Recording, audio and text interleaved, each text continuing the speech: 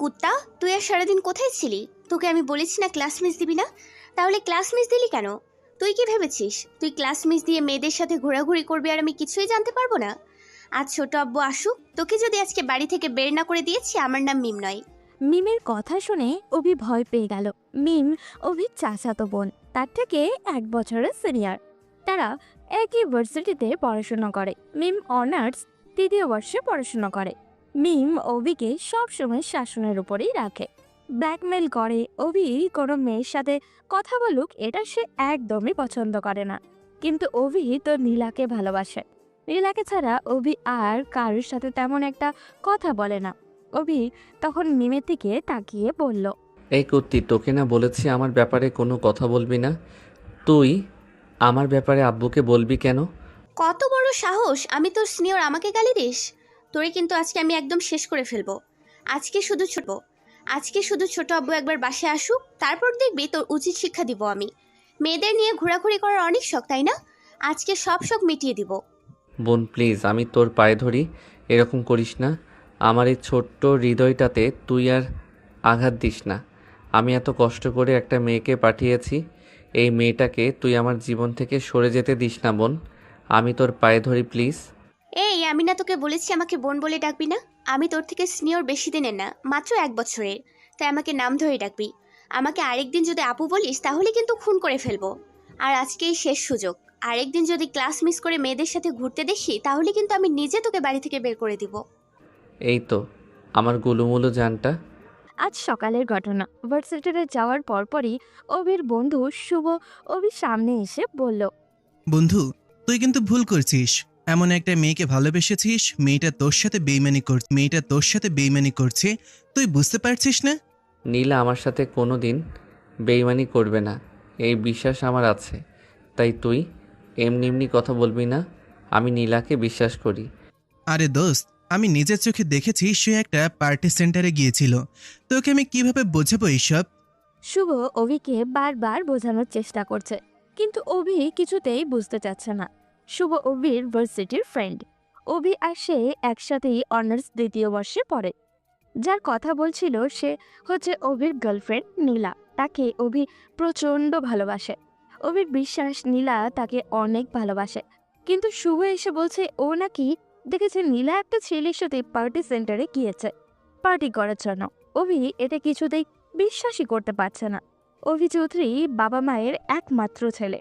তার বাবা রফিক চৌধুরী এবং তার চাচা আরমান চৌধুরী এই শহরে সবচেয়ে বড় ব্যবসায়ীর মধ্যে অন্যতম। অভি তখন ভার্সিটি থেকে বাইরে আসতে যাবে, হঠাৎ করে দেখলো নীলা ভার্সিটিতে ঢুকছে। সেজন্য অভি নীলার সামনে গেল। নীলা তখন অভিকে দেখেই জড়িয়ে ধরল। অভি তখন তাকে বলল, নীলা, আমি তোমাকে কালকে কতবার ফোন করেছি, কিন্তু তোমার ফোন বন্ধ কেন ছিল? আরে বাবু, তোমার ফোন ধরবো কি করে? আমি তো আমার আব্বুর সাথে ছিলাম। আব্বুর সামনে যদি তোমার ফোন ধরি তাহলে আব্বু খারাপ ভাববে। আব্বু তো জানে না আমাদের রিলেশনের কথা। যখন আব্বুকে সবকিছু বলে দিব তখন না সমস্যা হবে না। অভি নীলার কথা বিশ্বাসও করে নিল। এরপর তারা দুজনে ঘুরতে চলে গেল। এভাবে মাঝে মাঝে ক্লাস মিস করে তারা ঘুরতে যায়। যখনই তারা ঘুরতে যায় তখনই অভি নীলাকে দামি দামি জিনিস উপহার দেয়। বিকালে তাকে বাসার সামনে নামিয়ে দিয়ে অভি বাসায় চলে আসলো। বাসায় আসতেই মিম অভির সামনে আসলো। এরপর কি কথা হলো তা তো আগেই শুনলেন। এবার অভির মা এসে মিমকে বললেন, এই মিম, এখানে এই বাঁদরটার সাথে কি কথা বলছিস? তাড়াতাড়ি খেতে আয়। অভি তার আম্মুর কথা শুনে আরো ভয় পেয়ে গেল, কারণ তার আম্মু যদি এই বিষয়টা একবার জানতে পারে তাহলে তাকে মেরেই ফেলবে। এই বাড়িতে অভির কোনো গুরুত্ব নেই। মিম যা বলবে এই বাড়িতে তাই ফাইনাল। অভির কথা কেউ তেমন একটা শুনেই না। অভি ভয়ে ভয়ে খাওয়া দাওয়া করলো, কিন্তু মিম তার ব্যাপারে কাউকে কিচ্ছু বলল না। সন্ধ্যায় অভি বন্ধুদের সাথে ঘুরতে বের হয়েছে। তখন হঠাৎ করেই দেখলো নীলা রাস্তার পাশের কয়েকটা ছেলেকে আদর করে খাবার খাওয়াচ্ছে। এটা দেখার পর অভির মন জুড়িয়ে গেল। অভির মনে নীলার প্রতি বিন্দু পরিমাণের যে সন্দেহ ছিল সেটাও ভুলে গেল। নীলা অভিকে দেখে মুচকি হাসলো। এরপর অভি নীলাকে নিয়ে সেখান থেকে চলে আসলো। আসার সময় নীলা অভিকে বলল, অভি, আমি জানি তোমার বন্ধু বান্ধব সবাই তোমাকে আমার ব্যাপারে বিভিন্ন বাজে কথা বলে। তারা কথা বলে, তারা আমার আর তোমার সম্পর্ক মেনে নিতে পারছে না। তুমি ওদের কথা শুনবে না। আমি তোমাকে সত্যি অনেক ভালোবাসি। তুমি ছাড়া আমার সাথে আর কারো সম্পর্ক নেই। আমাকে আজকে রিমা বলল তোমাকে নাকি শুভ বলেছে আমার সাথে নাকি একটা ছেলে সম্পর্ক আছে। আরে ওর কথা বাদ দাও তো, আমি ওর কথা বিশ্বাস করিনি। তুমি কি ভেবেছো তোমাকে আমি সন্দেহ করি? এসব কথা মাথাতেও আনবে না। আমি তোমাকে সত্যি ভালোবাসি, আর ভালোবাসার মধ্যে সন্দেহ থাকাটা ঠিক নয়। শুভ যেটা বলেছে এটা আমি বিশ্বাস করিনি। এরপর দুজনে কিছুক্ষণ ঘোরাঘুরি করার পর বাসায় চলে গেল। অভি বাসায় আসার পর তার আব্বু ডাকলো তাকে। অভি আর তার আব্বুর সামনে দাঁড়াতেই তার আব্বু বলল, সারাদিন এভাবে বাদরের মতো ঘোরাফেরা না করে যদি পড়তে বসতে তাহলে তো ভালো একটা রেজাল্ট করতে পারতে। জীবনে কিছুই করতে পারলি না। আমার মামনিকে দেখে একটু শেখার চেষ্টা কর। এখন পর্যন্ত কোনো ক্লাসে সেকেন্ড পর্যন্ত হয়নি, কিন্তু তোকে আমি টেনে টুনে পাশ করাতে পারছি না। আরে ছোট আব্বু, তোমার ছেলে পাশ করবে কি করে? তোমার ছেলে তো এখন মেয়েদের পেছনে ঘুরে বেড়ায়, ওকে একটা বিয়ে দিয়ে দাও। অভি তখন মিমের দিকে রাগের দৃষ্টিতে তাকালো। মিম মুচকি মুচকি হাসছে। সে বলেছিল অভির বাবাকে কিছু বলবে না, কিন্তু সব বলে দিল। অভির আব্বু তখন অভির দিকে তাকিয়ে বললেন, কি ব্যাপার অবি, তুই কি সত্যি মেয়েদের পিছনে ঘুরেছিস? ঠিকমতো পড়াশোনা না করলে কিন্তু রিক্সা চালাতে দিয়ে দিব। হ্যাঁ, আমাকে রিক্সা চালাতে দিয়ে দাও, আমি রিক্সাই চালাবো। এই বাড়িতে আমার কোনো মূল্য নেই, সব এই মেয়েটা নিয়ে নিয়েছে। এই মেয়েটার কারণে আমি এই বাড়িতে আর থাকতেই পারবো না, চলে যাব এই বাড়ি ছেড়ে। তো তোকে থাকতে কে বলেছে? এই বাড়ি ছেড়ে এখনই চলে যা। এই বাড়িতে তোর কোনো জায়গা নেই, দেখতেই পাচ্ছিস। তারপরেও কেন এখানে পড়ে আছিস? অভি তখন খুব রাগ করে নিজের রুমে চলে আসলো। রুমে এসে দরজা বন্ধ করে বসে রইল। রাতে ডিনারের সময় হয়ে গেছে, কিন্তু এখনো কেউ তাকে ডাকতে আসলো না। সে অপেক্ষা করছে কেউ একজন ডাকতে আসুক, নাহলে রুম থেকে বের হবে না। একটু পর মিমের কণ্ঠ শুনতে পেল। অভি তখন কিছুটা অভিমানী সুরে বলল, কি ব্যাপার, এখানে এসেছিস কেন? এখান থেকে চলে যা। আমাকে বলেছিলি না বাড়ি থেকে বেরিয়ে যেতে? আমি বাড়ি থেকে বেরিয়ে যাব। তোর এইসব ডায়লগ অনেক আগ থেকে শুনে আসছি, তাই যেটা বলছি সেটা শোন। তাড়াতাড়ি বেরিয়ে এসে ডিনার করে আমাদেরকে উদ্ধার কর। অভির তখন বাইরে গেল। বাইরে গিয়ে মিমের বাবা অর্থাৎ তার বড় আব্বুর কাছে বসলো, কারণ এই বাড়িতে অভির সব কাজে একমাত্র তার বড় আব্বুই সাপোর্ট করে। অভি তখন অভিযোগের সুরে বলল, বড় আব্বু, দেখো না আমাকে ওরা কী রকম জ্বালাতন করছে। তুমি চলে যাওয়ার পর থেকে এই বাড়িতে আমি এক মুহূর্ত শান্তিতে থাকতে পারি না। তুমি আমাকে কাল থেকে নিয়ে যাবে তোমার সাথে।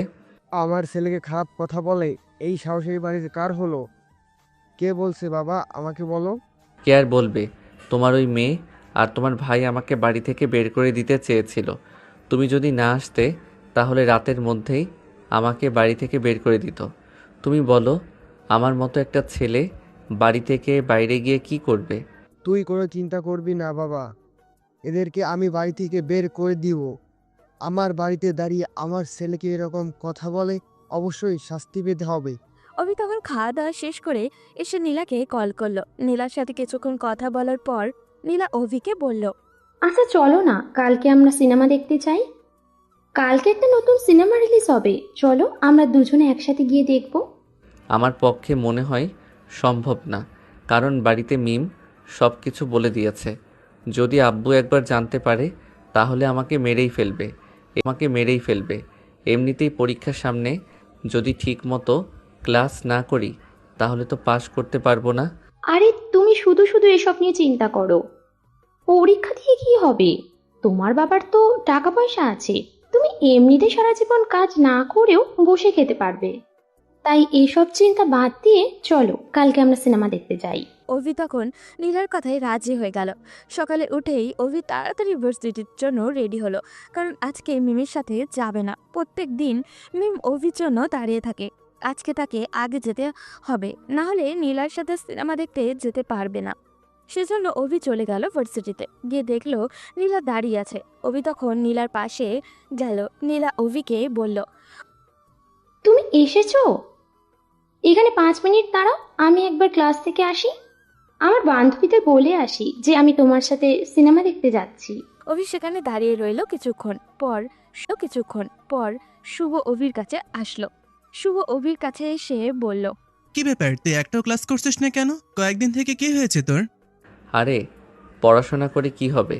আমার বাবার তো টাকা আছে, আমি আমার বাবার কোম্পানিতে জয়েন হয়ে যাব। আমার পড়াশোনা করে লাভ কি? এসব তোকে ওই খারাপ মেয়েটা শিক্ষা দিয়েছে, তাই না? দেখ, এসো ওই মেয়েটা কি করছি। একটা ছেলের সাথে দাঁড়িয়ে কথা বলছি, আর তোকে এখানে মজনুর মতন দাঁড় করিয়ে রাখছি। শুভ, তুই আমার বন্ধু বলে যা ইচ্ছা তা বলে যাবি, এটা কিন্তু আমি মেনে নিব না। নীলার ব্যাপারে আরেকদিন যদি বাজে কথা বলিস তাহলে কিন্তু তোর সাথে আমার বন্ধুত্ব এখানেই শেষ করে দিব। ছোটবেলা থেকে আমার সাথে বড় হলি, আজকে এই পর্যায়ে এসে তুই আমার সাথে বন্ধুত্ব বিচ্ছিন্ন করতে চাইছিস, তাও আবার একটা মেয়ের জন্য? দেখ, তোর এই গার্লফ্রেন্ড একটা ছেলের সাথে দাঁড়িয়ে কথা বলছে ভার্সিটির পেছনে। আমার সাথে আয়। বলে শুভ অভিকে টানতে টানতে নিয়ে গেল ভার্সিটির পেছনে।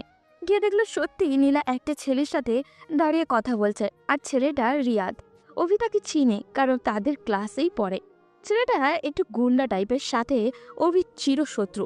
অভি তখন সেখানে দাঁড়িয়ে তাদের কথা শোনার চেষ্টা করলো, কিন্তু কিছুই শুনতে পাচ্ছিল না।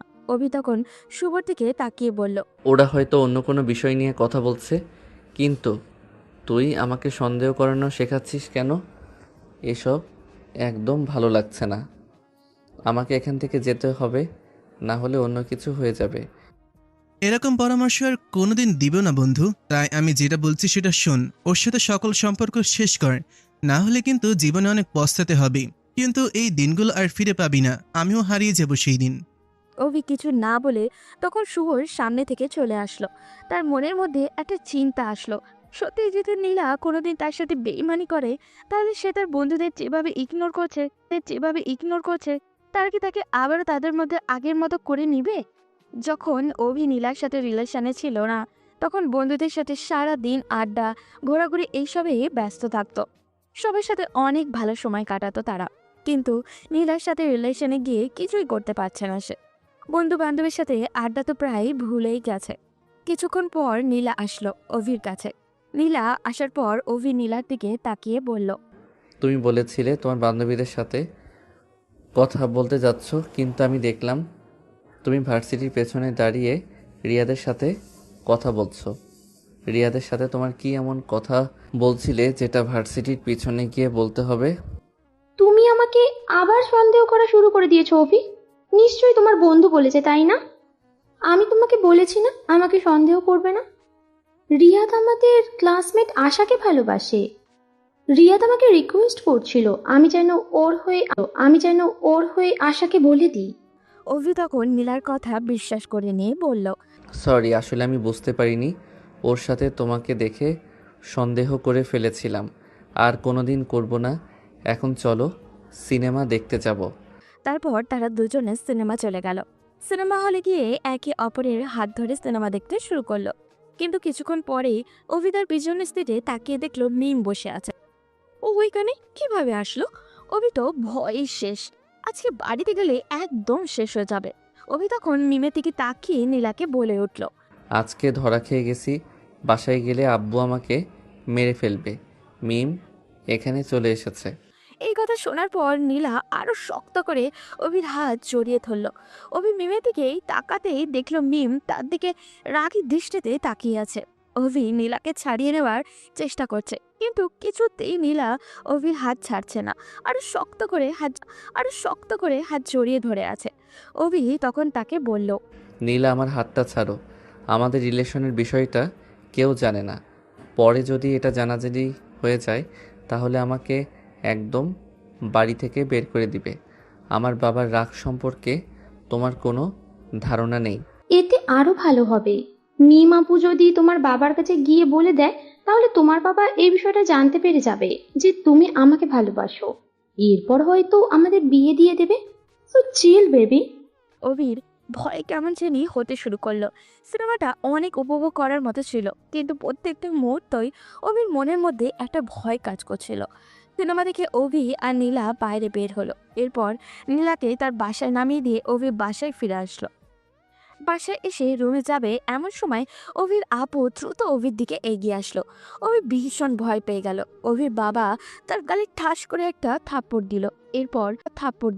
এরপর অভির কলার চেপে ধরে বলে উঠল, শেষবারের মতো সুযোগ দিলাম, এবার যদি কোনো উল্টাপাল্টা করো তাহলে কিন্তু এই বাড়ি থেকে বের হয়ে যেতে হবে। এই বাড়িতে আর কোনো জায়গা দিব না তোমাকে। আশা করি বুঝতে পারছো আমি কিসের কথা বলছি। বলেই অভির আব্বু তার সামনে থেকে চলে গেল। অভি তখন তার রুমে গিয়ে চুপচাপ বসে রইল। কি করবে কিছু বুঝে উঠতে পারছিল না ও। মিম কেন এরকম করছে তার সাথে, ও কেন তার নীলার মধ্যে বাধা হয়ে আসছে, এটা অভি কিছুতেই বুঝতে পারছে না। ওদিকে মিম তখন নিজের রুম অন্ধকার করে বসে ভাবছিল। অভি কি বুঝতে পারে না আমি তাকে ভালোবাসি? আমি তাকে কেন এত কেয়ার করি, কেন তাকে এত শাসন করি, এসব কিছু কি সে একদমই বুঝতে পারে না? আমি তাকে বারবার বোঝানোর চেষ্টা করি আমি তাকে ভালোবাসি, কিন্তু সে আমাকে ইগনোর করে। যদি আমি তাকে নাও পাই তবুও ওর জীবন আমি নষ্ট হতে দিব না। ও কেন এরকম একটা খারাপ মেয়ের সাথে ঘোরাফেরা করবে? আমি জানি নীলা কতটা খারাপ, কিন্তু তাকে কিছুতেই বোঝাতে পারছি না। আমি শুভকে বারবার বলি ওকে সতর্ক করার জন্য, কারণ আমি বললে সে আমার কথা মানবে না। শুভ ওর বন্ধু হয়, ওর কথা মানতে পারে, কিন্তু শুভ ব্যর্থ হয়ে গেছে। আমি তখন শুভর কাছে কল করলাম, শুভকে কল করে বললাম, শুভ আমি কিছুতে অভিকে বোঝাতে পারছি না নীলার ব্যাপারটা। নীলা কেমন সেটা তুমিও ভালো করেই জানো। এখন যে করেই হোক অভিকে বোঝাতে হবে, না হলে ও ভুল পথে চলে যাবে। আর অভির জীবন নষ্ট হলে তো আমারও সবকিছু শেষ হয়ে যাবে। আমি যে অভিকে বড্ড ভালোবাসি। আপু, তুমি কোনো চিন্তা করো না, আমি দেখছি কি করা যায়। আমি অভিকে যে করেই হোক বোঝাবো, কিন্তু ও উল্টে আমাকে ভুল বুঝে আমার সাথে বন্ধুত্ব নষ্ট করার কথা পর্যন্ত আজকে বলেছে। আমার মনে হয় অভিকে এভাবে বললে হবে না, তোমাকে যে করেই হোক প্রমাণ জোগাড় করতে হবে। তুমি নীলার বিরুদ্ধে প্রমাণ জোগাড় করো। একবার ওই নীলার বিরুদ্ধে প্রমাণ পেয়ে গেলে আমি ডিরেক্ট অভির কাছে পাঠাবো। অভি যদি এরপরেও বিশ্বাস না করে তাহলে আমাদের আর কিছুই করার নেই। আমি চলে যাবো এই পৃথিবী ছেড়ে। আপু, প্লিজ তুমি পাগলামি করো না। আমি দেখছি কি করে ওকে বোঝানো যায়। আমি নীলার বিরুদ্ধে ওর সামনে প্রমাণ নিয়ে আসব। আপনি যেরকম বলবেন সেই রকমই হবে। আমার সাথেও ছোটবেলা থেকে বন্ধুত্ব, আর আমি বসে বসে দেখবো এটা হতে পারে না। মিম তখন ফোন রেখে কান্না করতে শুরু করলো। মিম নীলার সাথে দেখা করছে, কিন্তু নীলাও মিমকে পাত্তা দেয়নি। নীলা ওকে বলেছে অভিকে সে ছাড়বে না। মিম ভালো করেই জানে নীলা টাকার জন্য বিভিন্ন ছেলের সাথে সম্পর্ক রাখে। মিম পরদিন দেখলো তার আবারও একসাথে ঘুরে বেড়াচ্ছে, কিন্তু আজ সে কিছুই করলো না, কারণ সে ক্লান্ত হয়ে গেছে। অভিকে বোঝাতে মিমের ইচ্ছে করছে অভিকে গিয়ে মেরে ফেলতে। এইসব তার আর একদমই সহ্য হচ্ছে না। মিম বাসায় ফিরে এসে তার ছোট আব্বুর কাছে গেল, গিয়ে বলল, ছোট আব্বু, আমি তোমাকে কিছু একটা বলতে চাই, যদি তুমি কিছু না মনে করো। কি বলছিস মামনি? তুই আমাকে একটা কথা বলবি, তার জন্য আমার পারমিশন নিতে হয় নাকি? বল কি বলবি। মিম তখন তার ছোট আব্বুকে জড়িয়ে ধরে কান্না করে দিয়ে বলল, ছোট আব্বু, আমি অভিকে অনেক বেশি ভালোবাসি, কিন্তু ওকে কিছুতেই বোঝাতে পারছি না ও একটা খারাপ মেয়ের সাথে সম্পর্ক করছে। মেয়েটা সবার সাথে টাইম পাস করছে, ও অভিকে শেষ করে দিবে। তোমরা অভিকে আমার কাছে এনে দাও, না হলে আমি মরে যাব। আমি অভিকে ছাড়া বাঁচবো না ছোট আব্বু। অভির বাবা তখন মিমের দিকে কিছুক্ষণ তাকিয়ে থাকলেন। মিম তাকে জড়িয়ে ধরে কান্নাই করে যাচ্ছে। তিনি তখন মিমের মাথায় হাত বুলিয়ে দিয়ে বললেন, এটা আবার বলতে হয় নাকি? আমরাই সিদ্ধান্ত নিয়েছিলাম অবির সাথে তোর বিয়ে দিব। তুই কোনো চিন্তা করবি না মামনি, আমি অবির সাথেই তোর বিয়ে দিব। অবি ওই বাজে মেয়েটার সাথে ঘোরাফেরা করবে, এটা আমি কোনো দিন মেনে নিব না। আমি ভাইয়ার সাথে কথা বলবো, এই মাসের ভিতরেই বিয়ের ব্যবস্থা করতে হবে। আমার একমাত্র ছেলে যদি কোনো খারাপ পথে চলে যায় তাহলে সেটা নিতে পারবো না। কিন্তু ছোট আব্বু, আমি তো অভিকে কিছুতেই বুঝাতে পারছি না। ওকে যতবারই নীলা খারাপ মেয়েটা বলার চেষ্টা করেছি ততবারই উল্টো আমাকে ভুল বুঝেছে। তুমি বললে তোমাকেও ভুল বুঝবে। তুই কোনো চিন্তা করবি না মামনি, আস্তে আস্তে সব ঠিক হয়ে যাবে। অবিকে তুই বুঝবি, তুই ছাড়া ওকে আর কেউ শান্ত করতে পারবে না। আমরা যতই চেষ্টা করি না কেন অবি তোকেই সবচেয়ে বেশি মানে। মিম তখন চলে গেল অভির বন্ধু শুভর সাথে দেখা করতে। শুভর সাথে দেখা করে সব কিছু শুভকে বুঝিয়ে বলল সে। এরপর শুভ নীলার পেছনে নজর রাখতে শুরু করলো। খুঁজতে এক পর্যায়ে সে দেখতে পেল নীলা এবং রিয়া চলে যাচ্ছে সিনেমা হলে সিনেমা দেখতে।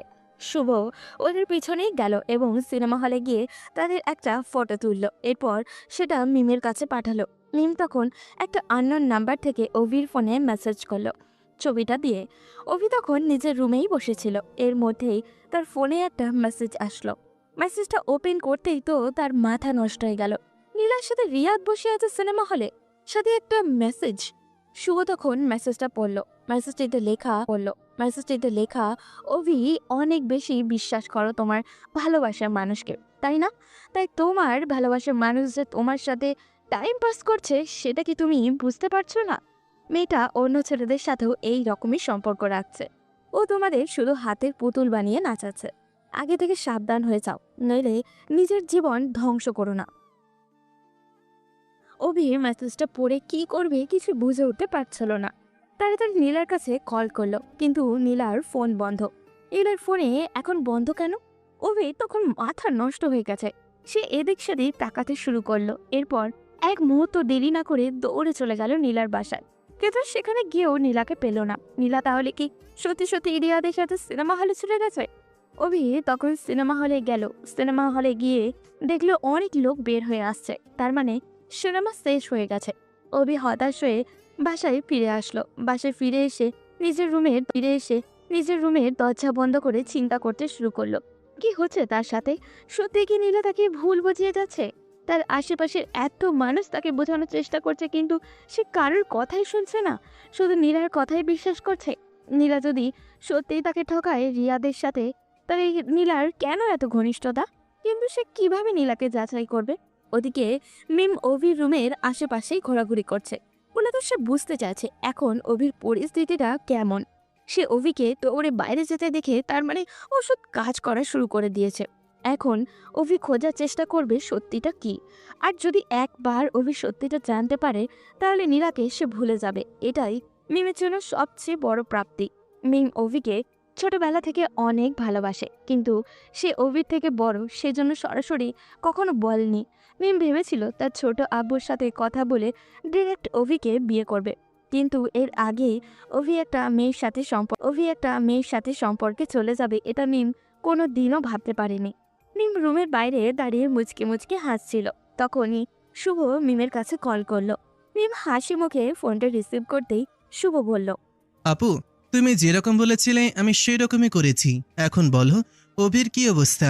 সে কি আমাদের ধারণা মতন কাজ করছে নাকি অন্য কিছু? আমি জানি না শুভ ভিতরে কি করছে, কিন্তু আমি দেখেছি কিছুক্ষণ আগে দৌড়ে কোথাও গিয়েছিল, এরপর মুখ কালো করে ফিরে এসেছে। আসার পর থেকে দরজা বন্ধ করে বসে আছে। মনে হচ্ছে আমাদের ওষুধে কাজ করা শুরু করে দিয়েছে। যদি আমাদের প্ল্যানটা সাকসেসফুল হয় তাহলে ওকে আমরা আবার ভালো পথে নিয়ে আসতে পারবো। অভিকে আমি হারাতে পারবো না শুভ। দোয়া করো যাতে আমাদের প্ল্যানটা কাজে দেয়। অবশ্যই দোয়া করি আপু, যাতে আমার বন্ধুটা আবার সঠিক রাস্তা চিনতে পারে। ছোটবেলা থেকে একসাথে বড় হয়েছি, তারপর এরকম হয়ে যাবে এটা আমি কোনোদিনও মেনে নিতে পারবো না। ওকে নীলার সাথে কিছুতেই সম্পর্ক কন্টিনিউ করতে দেওয়া যাবে না। আমিও তো এটাই চাই শুভ, যাতে আমাদের ভালোবাসার মানুষটা সত্যিকারের ভালোবাসাটা বুঝতে পারে। ওই নীলা এমনভাবে অভির মাথাটা বিগড়ে দিয়েছে, ও এখন ভালো মন্দ কিছুই বিচার করতে পারছে না। ওদিকে অভি নীলার কাছে কল করছে, কিন্তু নীলা ফোন ধরছে না। অভি তখন বুদ্ধি করে শুভকে না জানিয়ে তার কিছু বন্ধু বান্ধবকে লাগিয়ে দিল, কিন্তু তারা কিছুই জোগাড় করতে পারছে না। সেজন্য অভি একটা প্ল্যান করলো। অভি অনেক দিন থেকে ভাবছিল তার বন্ধু আরিফের সাথে দেখা করবে, লন্ডনে যাবে, সাথে ঘোরাঘুরিও হয়ে গেল। আগেও একবার বাবার সাথে লন্ডনে ঘুরতে গিয়েছিল অভি। তার বাবা ব্যবসার কাছে বাইরে গেলে মাঝে মাঝেই তাকে আর মিমকে নিয়ে যায়। অভি তখন আরিফকে কল করে বলল, বন্ধু, আমাকে তুই একটা হেল্প করতে হবে। আমি তোর কাছে আসার নাটক করে অন্য একটা জায়গায় যেতে চাই, কিন্তু বাবা মা বা অন্য কেউ জিজ্ঞেস করলে বলবি আমি তোর কাছেই আছি। আচ্ছা, বুঝতে পারছি। কি হয়েছে আমাকে সেটা খুলে বল। কি সমস্যা পড়েছিস বল আমাকে। বন্ধু, আমি কিছুই বুঝতে পারছি না। আমি নীলার সাথে রিলেশনে আছি। এখন সবাই আমাকে নীলার নামে বিভিন্ন বাজে কথা বলছে। প্রথমে এসব ইগনোর করলেও এরপর বিভিন্ন প্রমাণ আমার কাছে আসতে শুরু করে। আজকে নীলার একটা ফটো এসেছে, রিয়াদের সাথে সে সিনেমা হলে গিয়েছিল। এসব আমি কিভাবে মেনে নিব? সেই জন্য আমি নীলাকে একটু পরীক্ষা করতে চাই। তুই আমাকে একটু সাহায্য কর বন্ধু। এরপর অভি আরিফকে তার সব প্ল্যান বলল। আরিফ এটা শোনার পর অভিকে বলল, তাহলে তুই আঙ্কেল আন্টির সাথে কথা বলে ব্যবস্থা করে নে। কিন্তু যা করবি খুব ভেবেচিন্তে করবি, কারণ আমি তোকে সবসময় সুখী দেখতে চাই বন্ধু। তুই আমাদের ফ্রেন্ড সার্কেলের সবার মন ভালো রাখার চিন্তা করিস, সেখানে তোর মন খারাপ থাকবে, এটা আমরা কোনোদিন মেনে নিতে পারবো না। অভি তখন ফোন রেখে চলে গেল তার আব্বু আম্মুর সাথে কথা বলতে, কিন্তু তার আব্বু আম্মু কিছুতেই রাজি হচ্ছিল না। অভি তখন তার বড় আব্বুর কাছে গিয়ে বলল, বড় আব্বু, আমার তো পরীক্ষার এখনও অনেক সময় বাকি। আমার বন্ধু আরিফের জন্মদিন, তার সাথে দেখা করাও হবে। আর কয়েকটা দিন ঘোরাঘুরি করেই ফিরে আসব। আমি কথা দিচ্ছি, ওখানে বই খাতা সব কিছু নিয়ে যাব। তুমি একটু কথা বলে আব্বুকে ম্যানেজ করো না। তোমরা তো পরীক্ষা, পরে যদি কোনো ঝামেলা হয় তাহলে কিন্তু তুমি ফেঁসে যাবে। তুমি যেরকম বলছো সেরকম যদি করো তাহলে আমি তোমার বাবার সাথে কথা বলবো। বড় আব্বু, আমি কি তোমাকে কোনো দিন মিথ্যা কথা বলেছি? আমি সবার সাথে ফাইজলামো করলেও তোমার সাথে কোনো দিন ফাইজলামি করিনি। আমি কথা দিচ্ছি, আমি ওখানে গিয়ে পড়াশোনা করব, কোনো দুষ্টামি করব না। তুমি শুধু আব্বুকে বলে ম্যানেজ করে দাও না প্লিজ। অভির বড় আব্বু তখন অভিকে নিয়ে নিচে আসলো। পরিবারের সবাই অবাক হয়ে দাঁড়িয়ে আছে। হঠাৎ করে এই ভূত অভির মাথায় কিভাবে চাপলো, এটা সবাই জানতে চায়। তখন অভির বড় আব্বু বলে উঠল, সবাই একটু মন দিয়ে আমি যেটা বলছি সেটা শোনো। ছেলেটা যখন যেতে চাইছে তার বন্ধুর বার্থডেতে, তাহলে তাকে আটকানোর কোনো কারণ নেই। এই বয়সে এরকম সবাই একটু ঘোরাঘুরি করে, ও ওখানে গিয়ে পড়াশোনা করবে। আর আমি ওকে বই খাতা সব কিছুই নিয়ে যাওয়ার পরামর্শ দিছি। রাফিম, তুই ওকে টাকা দে, আমি সব কিছুর ব্যবস্থা করছি। ও এই সপ্তাহের ভিতরে লন্ডনে যাবে। অভি তখন অনেক বেশি খুশি হয়ে গেল। সে জানতো তার বড় আব্বু রাজি হবেই। অভি তখন নিজের রুমে গিয়ে নীলাকে বারবার কল করতে আরম্ভ করলো। প্রায় রাত 12টার দিকে নীলার ফোন ধরলো। নীলা ফোন ধরতেই অভি বলল, কি হয়েছে? তুমি আমার ফোন ধরছিলে না কেন? বিকাল থেকে তোমাকে কল করছি। কি সমস্যা হয়েছে তোমার? সরি বাবু, আসলে আমার ভুল হয়ে গেছে। আমি ফোনটা বাসায় রেখে চলে গিয়েছিলাম ফুপুর বাসায়, সেই জন্য তোমার ফোনটা ধরতে পারিনি। আমি জানি তুমি আমার জন্য টেনশন করছিলে। অভির সন্দেহ বাড়তে শুরু করলো। অভি তো দেখলো সে সিনেমা হলে গিয়েছিল, তাহলে ফুফুর বাসায় গিয়েছিল, এই কথাটা বললো কেন? কিন্তু অভি সেসব জিজ্ঞাসা না করেই বলল, শোনো, আমি তো লন্ডনে চলে যাচ্ছি 1 সপ্তাহ পর। 1 মাস পরে আবার ফিরে আসবো। কেন বাবু, তুমি লন্ডনে যাবে? কেন?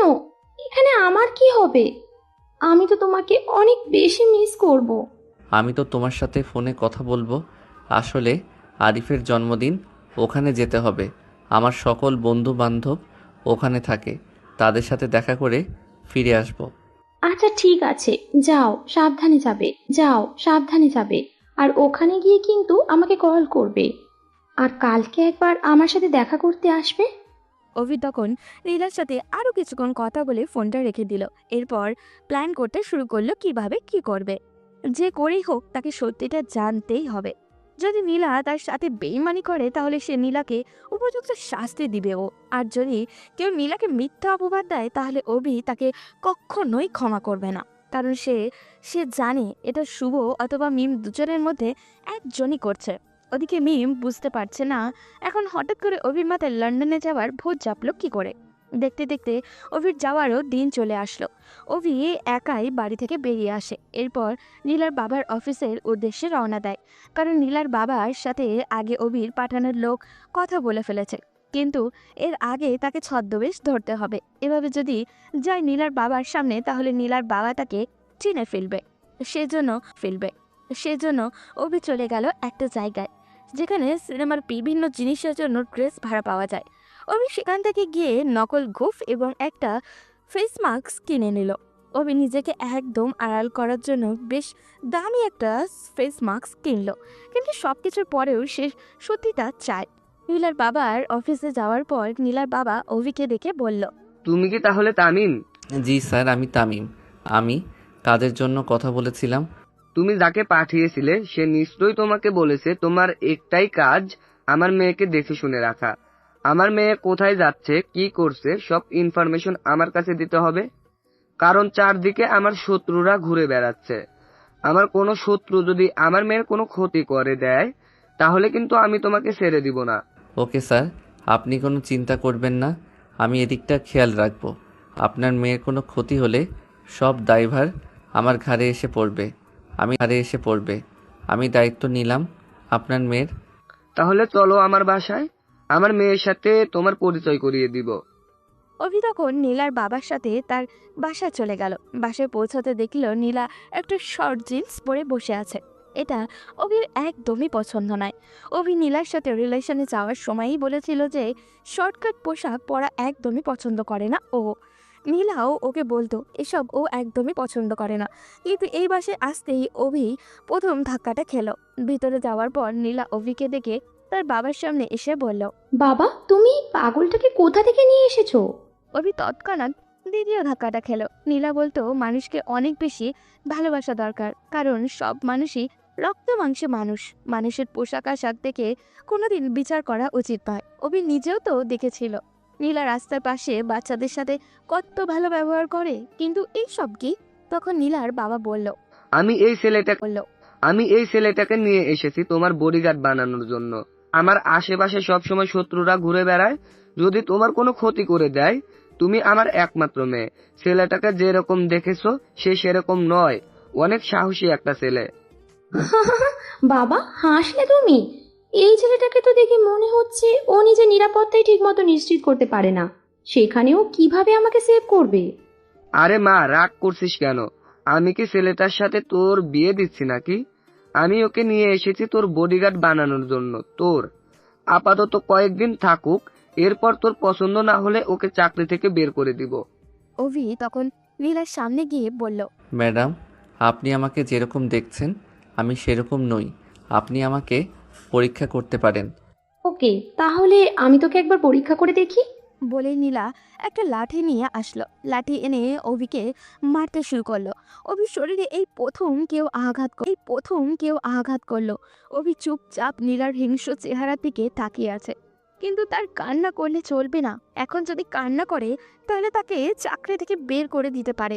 নীলা অভিকে কিছুক্ষণ মারার পর ক্লান্ত হয়ে বলল, প্রথম পরীক্ষায় পাশ করে গেলি, কিন্তু আমার সাথে থাকলে প্রতিনিয়ত তোকে পরীক্ষা দিতে হবে, কথাটা মাথায় রাখিস।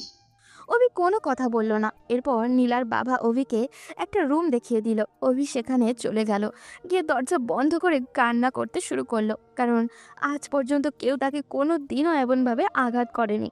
হঠাৎ করে দেখলো মিম কল করছে। এটা দেখে অভি তাড়াতাড়ি করে সিমটা খুলে ফেললো, কারণ এই সিমে যদি কল আসে তাহলে সবাই বুঝতে পেরে যাবে যে অভি এখনো বাংলাদেশে আছে। সিম খুলে অভি হোয়াটসঅ্যাপ থেকে মিমকে কল করলো। ওদিকে নীলা অভির সাথে প্রেমের নাটক করতে গিয়ে এতদিন পার্টিতে পর্যন্ত যেতে পারেনি, কিন্তু যখনই শুনেছে অভি লন্ডনে চলে গেছে তখন থেকেই তার খুশি আর দেখে কে এই এক মাসের নিজের ইচ্ছা মতো চলতে পারবে। মূলত নীলা রিয়াদের কথাই অভির সাথে এই প্রেমের নাটকটা করছে। রিয়াদের কাছে খবর আছে যে অভি এবং মিমের বাবা দুজনেই তাদের সন্তান অর্থাৎ মিম এবং অভির নামে সকল সম্পত্তি করে দিয়েছে। সেজন্য অভি ইচ্ছা করলেই সবকিছু নীলাকে দিয়ে দিতে পারে। নীলা তখন রিয়াদের কাছে কল করে বলল, বাবু, অভি লন্ডনে চলে গেছে। এখন এই 1 মাস আমরা ইচ্ছা মতো পার্টিতে যেতে পারবো, ড্রিঙ্কস করতে পারবো, কোনো বাধা নেই। অভি আমাকে একটা হার গিফট করেছিল, সেটা বিক্রি করে দিয়ে আজকে উড়াধুরা ড্রিঙ্কস করব। হ্যাঁ বাবু, তাহলে তুমি চলে আসো। কিন্তু বাবু, অনেক লেট হয়ে যাচ্ছে তো। তোমাকে না বললাম অভিকে সবকিছু বুঝিয়ে আনার ব্যবস্থা করো। তুমি কোনো চিন্তা করো না বাবু, ওই অভিকে আমি ধ্বংস করে দিব। ও আমার প্রেমে হাবুডুবু খাচ্ছে, আমি যেটা বলি সেটাই করে। আমি আস্তে আস্তে ওর কাছ থেকে সব নিয়ে আসবো। কিন্তু বাবা তো একটা ঝামেলা করে ফেলেছে। তোমার বাবা আবার কি ঝামেলা করলো? আর বলো না, বাবা কোথা থেকে একটা ছেলেকে ধরে নিয়ে এসেছে আমার নাকি বডিগার্ড বানাবে। বাবার শত্রু অনেক বেড়ে গেছে, তাই বাবা চায় আমার সাথে একজন বডিগার্ড থাকুক। এখন এই ছেলেটা সবসময় আমার সাথে থাকবে। এটা তো আরো ভালো হলো, তোমার কেউ কোনো ক্ষতি করতে পারবে না। খুব ভালো করেছে। আমার শ্বশুরমশাই আমাকে আসার সময় ছেলেটাকেও সাথে করে নিয়ে আসবে। ওকে বাইরে রেখে আমরা ভিতরে পার্টি করব। এরপর রিয়াদ ফোনটা রেখে দিল। রিয়াদের পাশে বসে থাকা তার বন্ধু রাজীব তখন রিয়াদের দিকে তাকিয়ে পড়ল। দোস্ত, তোর মাথায় এত বুদ্ধি কোথা থেকে আসে? একসাথে দুইটা মেয়েকে চালাচ্ছিস। এই মেয়েকে এমন একজনের পিছনে লাগিয়ে দিয়েছিস যার বাবা এই শহরের সবচেয়ে বড় ব্যবসায়ী। তাদের সকল সম্পত্তি যদি আমরা নিয়ে আনতে পারি তাহলে তো আমরা আকাশে উড়বো বন্ধু। আরে দোস্ত তুই আমাকে চিনতে পারিসনি। আমি এরকম হাজারটা মেয়েকে আমার পেছনে ঘোরাতে পারি। নীলাকেও এভাবে বুঝিয়েছি। এখন নীলা আমার কথা ছাড়া কোনো এক চুলও নড়চড় করবে না। যদি নীলা কাজটা করতে নাও পারে তবুও আমার কিচ্ছু হবে না। তখন আমি নীলার থেকে ওর বাবার সকল সম্পত্তি নিয়ে আসব। বলেই তারা হাসতে শুরু করে।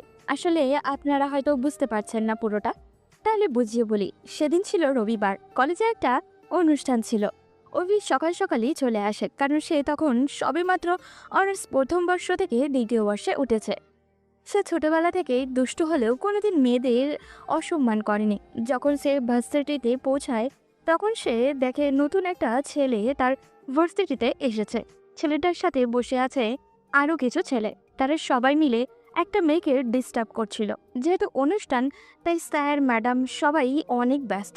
তখন অভি এগিয়ে গিয়ে ছেলেটাকে বলে, আরে ভাই, তুমি নতুন এসে এরকম ঝামেলা করছো কেন? দেখতে পাচ্ছ মেয়েটা ভয় পেয়ে গেছে, তাহলে ওর পিছনে কেন লেগে আছো? ওকে ছেড়ে দাও। এই ছেলে, তুই কি আমাকে চিনিস? আমি রিয়াদ। এই এলাকা আমার কথাই শেষ কথা। তুই আমাকে এসে ধাক্কা দিচ্ছিস? আমি এখানে পড়তে আসিনি, এসেছি শুধু এরকম মামুনিদেরকে দেখার জন্য। তাহলে তো পতিতালয়ে যেতে পারতেন। এখানে আসেন কেন? এটা একটা শিক্ষাঙ্গন, এখানে শিক্ষা দেওয়া হয়, এরকম পতিতাবৃত্তি করা হয় না। কথাটা বলার পর রিয়াদ এসে অভির কলার চেপে ধরে। অভি এটা সহ্য করতে পারে না। সে তার বন্ধুদেরকে ডেকে নিয়ে আসে এবং সবাই মিলে রিয়াদকে মারতে শুরু করে। তখন রিয়াদ সবার সামনে অভির কাছে ক্ষমা চায়। এরপর থেকে রিয়াদ অনেক চেষ্টা করেছে অভিকে মারার, কিন্তু কিছুতেই মারতে পারেনি, কারণ অভির বাবা এই এলাকার একজন স্বনামধন্য ব্যবসায়ী। তার ছেলেকে মারা এতটা সহজ নয়। রিয়াদ অনেক দিন থেকেই এই এলাকায় মাদক ব্যবসা করে আসছে। ভার্সিটিতে এবং কলেজ পড়ুয়া ছেলেদেরকে মাদক সাপ্লাই দেয় এবং এরপর বড়লোক মেয়েদের সাথে সে সম্পর্ক করে। এরপর তাদেরকে ফাঁসিয়ে তাদের বিভিন্ন পার্সোনাল ছবি নিয়ে পরে ব্ল্যাকমেল করে। এইভাবেই একদিন তার নীলার সাথে পরিচয় হয় এবং নীলাকে সে ইমপ্রেস করে ফেলে। নীলা যখন তার প্রেমে হাবুডুবু খেতে শুরু করে তখন সে নীলাকে অভির পেছনে লাগিয়ে দেয়। তার প্ল্যান ছিল নীলা অভিকে ফাঁসিয়ে অভির সব সম্পত্তি কেড়ে নিয়ে আসবে। এরপর সে নীলাকে বিয়ে করে সব নিজের করে নেবে। এতে করে একদিকে যেমন সে কোটি কোটি টাকা পেয়ে যাবে, অন্যদিকে তার প্রতিশোধটাও নেওয়া হয়ে যাবে। নীলা বুঝতেও পারে না কেন সে অভির সাথে এই রকম করছে, কারণ সে জানে অভি রিয়াদের সাথে ধোঁকাবাজি করছে, সেজন্য রিয়াদ প্রতিশোধ নিচ্ছে। ওদিকে অভি তখন রুমের মধ্যেই বসে আছে, হাতে পায়ে প্রচণ্ড ব্যথা অনুভব করছে, কিন্তু তাকে যে করেই হোক কাজ চালিয়ে যেতেই হবে। সন্ধ্যা হতেই দেখলো নীলা বাসা থেকে বের হচ্ছে, শর্টকাট একটা ড্রেস পরে। হয়তো অভি সেজন্য ভালোভাবে সুযোগ নিচ্ছে তার। সে যখন বের হতে যাবে তখনই অভি দৌড়ে তার সামনে গেল। অভিকে দেখে নীলা বলে উঠল, এই ছেলে, এভাবে হুটহাট আমার সামনে চলে আসবি না। সব সময় আমার থেকে দূরে দূরে থাকবি। আমার বডিগার্ড হয়েছিস বলে যে আমার মাথা কিনে নিয়েছিস এমনটা তো নয়। এখন আয় আমার সাথে, আমি পার্টিতে যাব। অভির মনের ভিতরে একের পর এক আঘাত লাগছিল, কিন্তু চুপচাপ নীলার সাথে যেতে শুরু করলো। নীলা ক্লাবে চলে গেল। ক্লাবে যাওয়ার পর রিয়াদ অভির দিকে তাকিয়ে বলল, তুই কি আমার গার্লফ্রেন্ডের বডিগার্ড? যা করবি খুব সাবধানে করবি। আমার গার্লফ্রেন্ডের যেন কোনো ক্ষতি না হয় সেটা খেয়াল রাখবি। কথাটা শোনার পর পুরো পৃথিবীটা মনে হচ্ছিল অভির মাথায় এসে পড়েছে। তার মানে এতদিন থেকে অভি যা শুনে আসছিল সবগুলো সত্যি। অভি কি করবে বুঝে উঠতে পারছিল না। রিয়াদ নীলাকে জড়িয়ে ধরে ক্লাবের ভিতরে ঢুকে গেল। অভি তখন দূরে দাঁড়িয়ে তাদের ডান্স করা দেখছিল, আর সহ্য হচ্ছিল না ওর। সে সেখানে দাঁড়িয়ে কান্না করতে শুরু করলো। অভি অপেক্ষা করতে শুরু করলো নীলার জন্য। একটু পর দেখলো রিয়াদ নীলাকে নিয়ে একটা রুমের দিকে যাচ্ছে। অভি তখন তাদের পিছন পিছন যেতে শুরু করলো। রিয়াদ নীলাকে নিয়ে রুমের মধ্যে ভিতরে চলে গেল এবং তারা দরজা বন্ধ না করেই রিয়াদ নীলার সাথে জোরাজুরি করা শুরু করলো। অভির মনে হচ্ছিল এই সময়টা তার জীবনের সবচেয়ে কঠিন সময়, কিন্তু তাকে আরো অবাক করে দিয়ে একটু পর সেখানে আরো একটা ছেলে ঢুকলো এবং সেটা রাজীব। অভি শোনার চেষ্টা করলো তারা কি কথা বলছে। রাজীব তখন ভিতরে গিয়ে বলল, দোস্ত, তুই কি একাই মজা নিবি? আমাকেও একটু সুযোগ করে দে। আর ঠিক মতো ভিডিও করেছিস তো? তখন রিয়াজ শয়তানি একটা হাসি দিয়ে বলল, তুই কোনো চিন্তা করবি না দোস্ত। আমি ওর এমনভাবে ভিডিও করেছি যেটা ভাইরাল হলে ওর আর সম্মান নিয়ে কোনো দিন রাস্তায় বের হতে পারবে না। তবে করার আগে আপাতত আমার একটাই লক্ষ্য, অভি লন্ডন থেকে ফিরে আসার পর ওর সকল সম্পত্তি নীলাকে দিয়ে হাতিয়ে নেওয়া। তুই যে প্ল্যান করেছিস এই প্ল্যানে কাজ করলেই নিশ্চয়ই আমরা অভির সব সম্পত্তি পেয়ে যাব। তবে এখন আমাকে একটু এনজয় করতে দে এ মেয়ের সাথে। ওদিকে অভি তখন তাদের এই সব জঘন্য কথাবার্তা দাঁড়িয়ে দাঁড়িয়ে শুনছিল। তার কাছে বিষের মতো মনে হচ্ছিল এইসব, তাই সেখান থেকে চলে আসলো। ও একটু পর নীলা গাড়ির কাছে আসলো টলতে টলতে। অভি তাকে কিছু বলতে যাবে এর আগেই নীলা অভির দিকে তাকিয়ে বলে, এই ছোট লোকের বাচ্চা, এখনো এখানে দাঁড়িয়ে কি দেখছিস? আমি কি এখানে দাঁড়িয়ে থাকবো নাকি? তাড়াতাড়ি গাড়ি স্টার্ট কর, আমি বাসায় যাব। নীলার ঠিকমতো দাঁড়াতেও পারছিল না। অভি তখন নীলার হাত ধরে গাড়িতে তুলতে যাবে, তখন নীলা অভির হাত সরিয়ে দিয়ে ঠাস করে একটা থাপ্পড় মেরে বলল, ছোট লোকের বাচ্চা, তোর কত বড় সাহস! তুই আমার হাত ধরেছিস? আমার শরীরে স্পর্শ করার সাহস তোর কিভাবে হলো? নীলা আবারও কিছু বলতে যাবে এর আগেই উল্টে পড়ে গেল। অভি তখন তাকে ধরে গাড়িতে ওঠালো, এরপর বাসায় নিয়ে গেল। নীলাকে রুমে দিয়ে বাইরে আসতেই অভির মাথায় রাগ চেপে বসলো। সেজন্য সে রিয়াদ আর রাজীবকে মারার জন্য তাদের আড্ডাখানায় একটা ছুরি আর একটা লাঠি নিয়ে চলে গেল। ওখানে যেতেই দেখলো তারা সবাই মদ খাচ্ছে। অভি সেখানে যেতেই রাজীব বলল, এই, তুই কে? এখানে এসেছিস কেন? জানিস না এখানে আসলে মরতে হয়? মরার ইচ্ছা থাকলে তো ব্রিজ থেকে লাফ দিয়ে মরে যেতে পারতি। এখানে কেন এসেছিস? আমাকে মারবি তাই না? বলেই অভি হাতে করে আনে লাঠি দিয়ে এলো পাথারি মারতে শুরু করলো। রিয়াদ তখন অভির দিকে তাকিয়ে বলল, তুই কে আর আমাদের এভাবে মারছিস কেন? অভি তার কাজ চালিয়ে যাচ্ছে। ওদিকে রিয়াদ তার লোকজনকে ডাক দিল। সাথে সাথে 3-4টা ছেলে ভিতর থেকে বাইরে চলে আসলো। তারা এসে অভিকে মারতে যাবে এর আগেই অভি তাদেরকে মারতে শুরু করলো। তারা সবাই মদ্যপ অবস্থায় মদ খেয়ে প্রায় মাতাল ছিল, সেই জন্য তাদেরকে মারতে অভি বেশ সুবিধাই হলো। অভি তাদেরকে মারতে মারতে মাটিতে শুইয়ে দিল। এরপর রিয়াদ কাছে গিয়ে তার মুখ চেপে ধরে বলল, শহরের বাচ্চারা, তোদের কত বড় সাহস! তোরা মেয়েদেরকে ফাঁসিয়ে তাদের গোপন ছবি তুলে সেগুলো ভাইরাল করে দেওয়ার নামে ব্ল্যাকমেইল করিস। আজকে তাদের সব শখ মিটিয়ে দিব। কে তুই? আমাদের ব্যাপারে এত ইনফরমেশন পেলি কিভাবে? আজকে তোকে এখান থেকে যেতে দিব না। আমাদের ব্যাপারে কেউ জেনে গেলে আমরা তাকে বাঁচিয়ে রাখি না।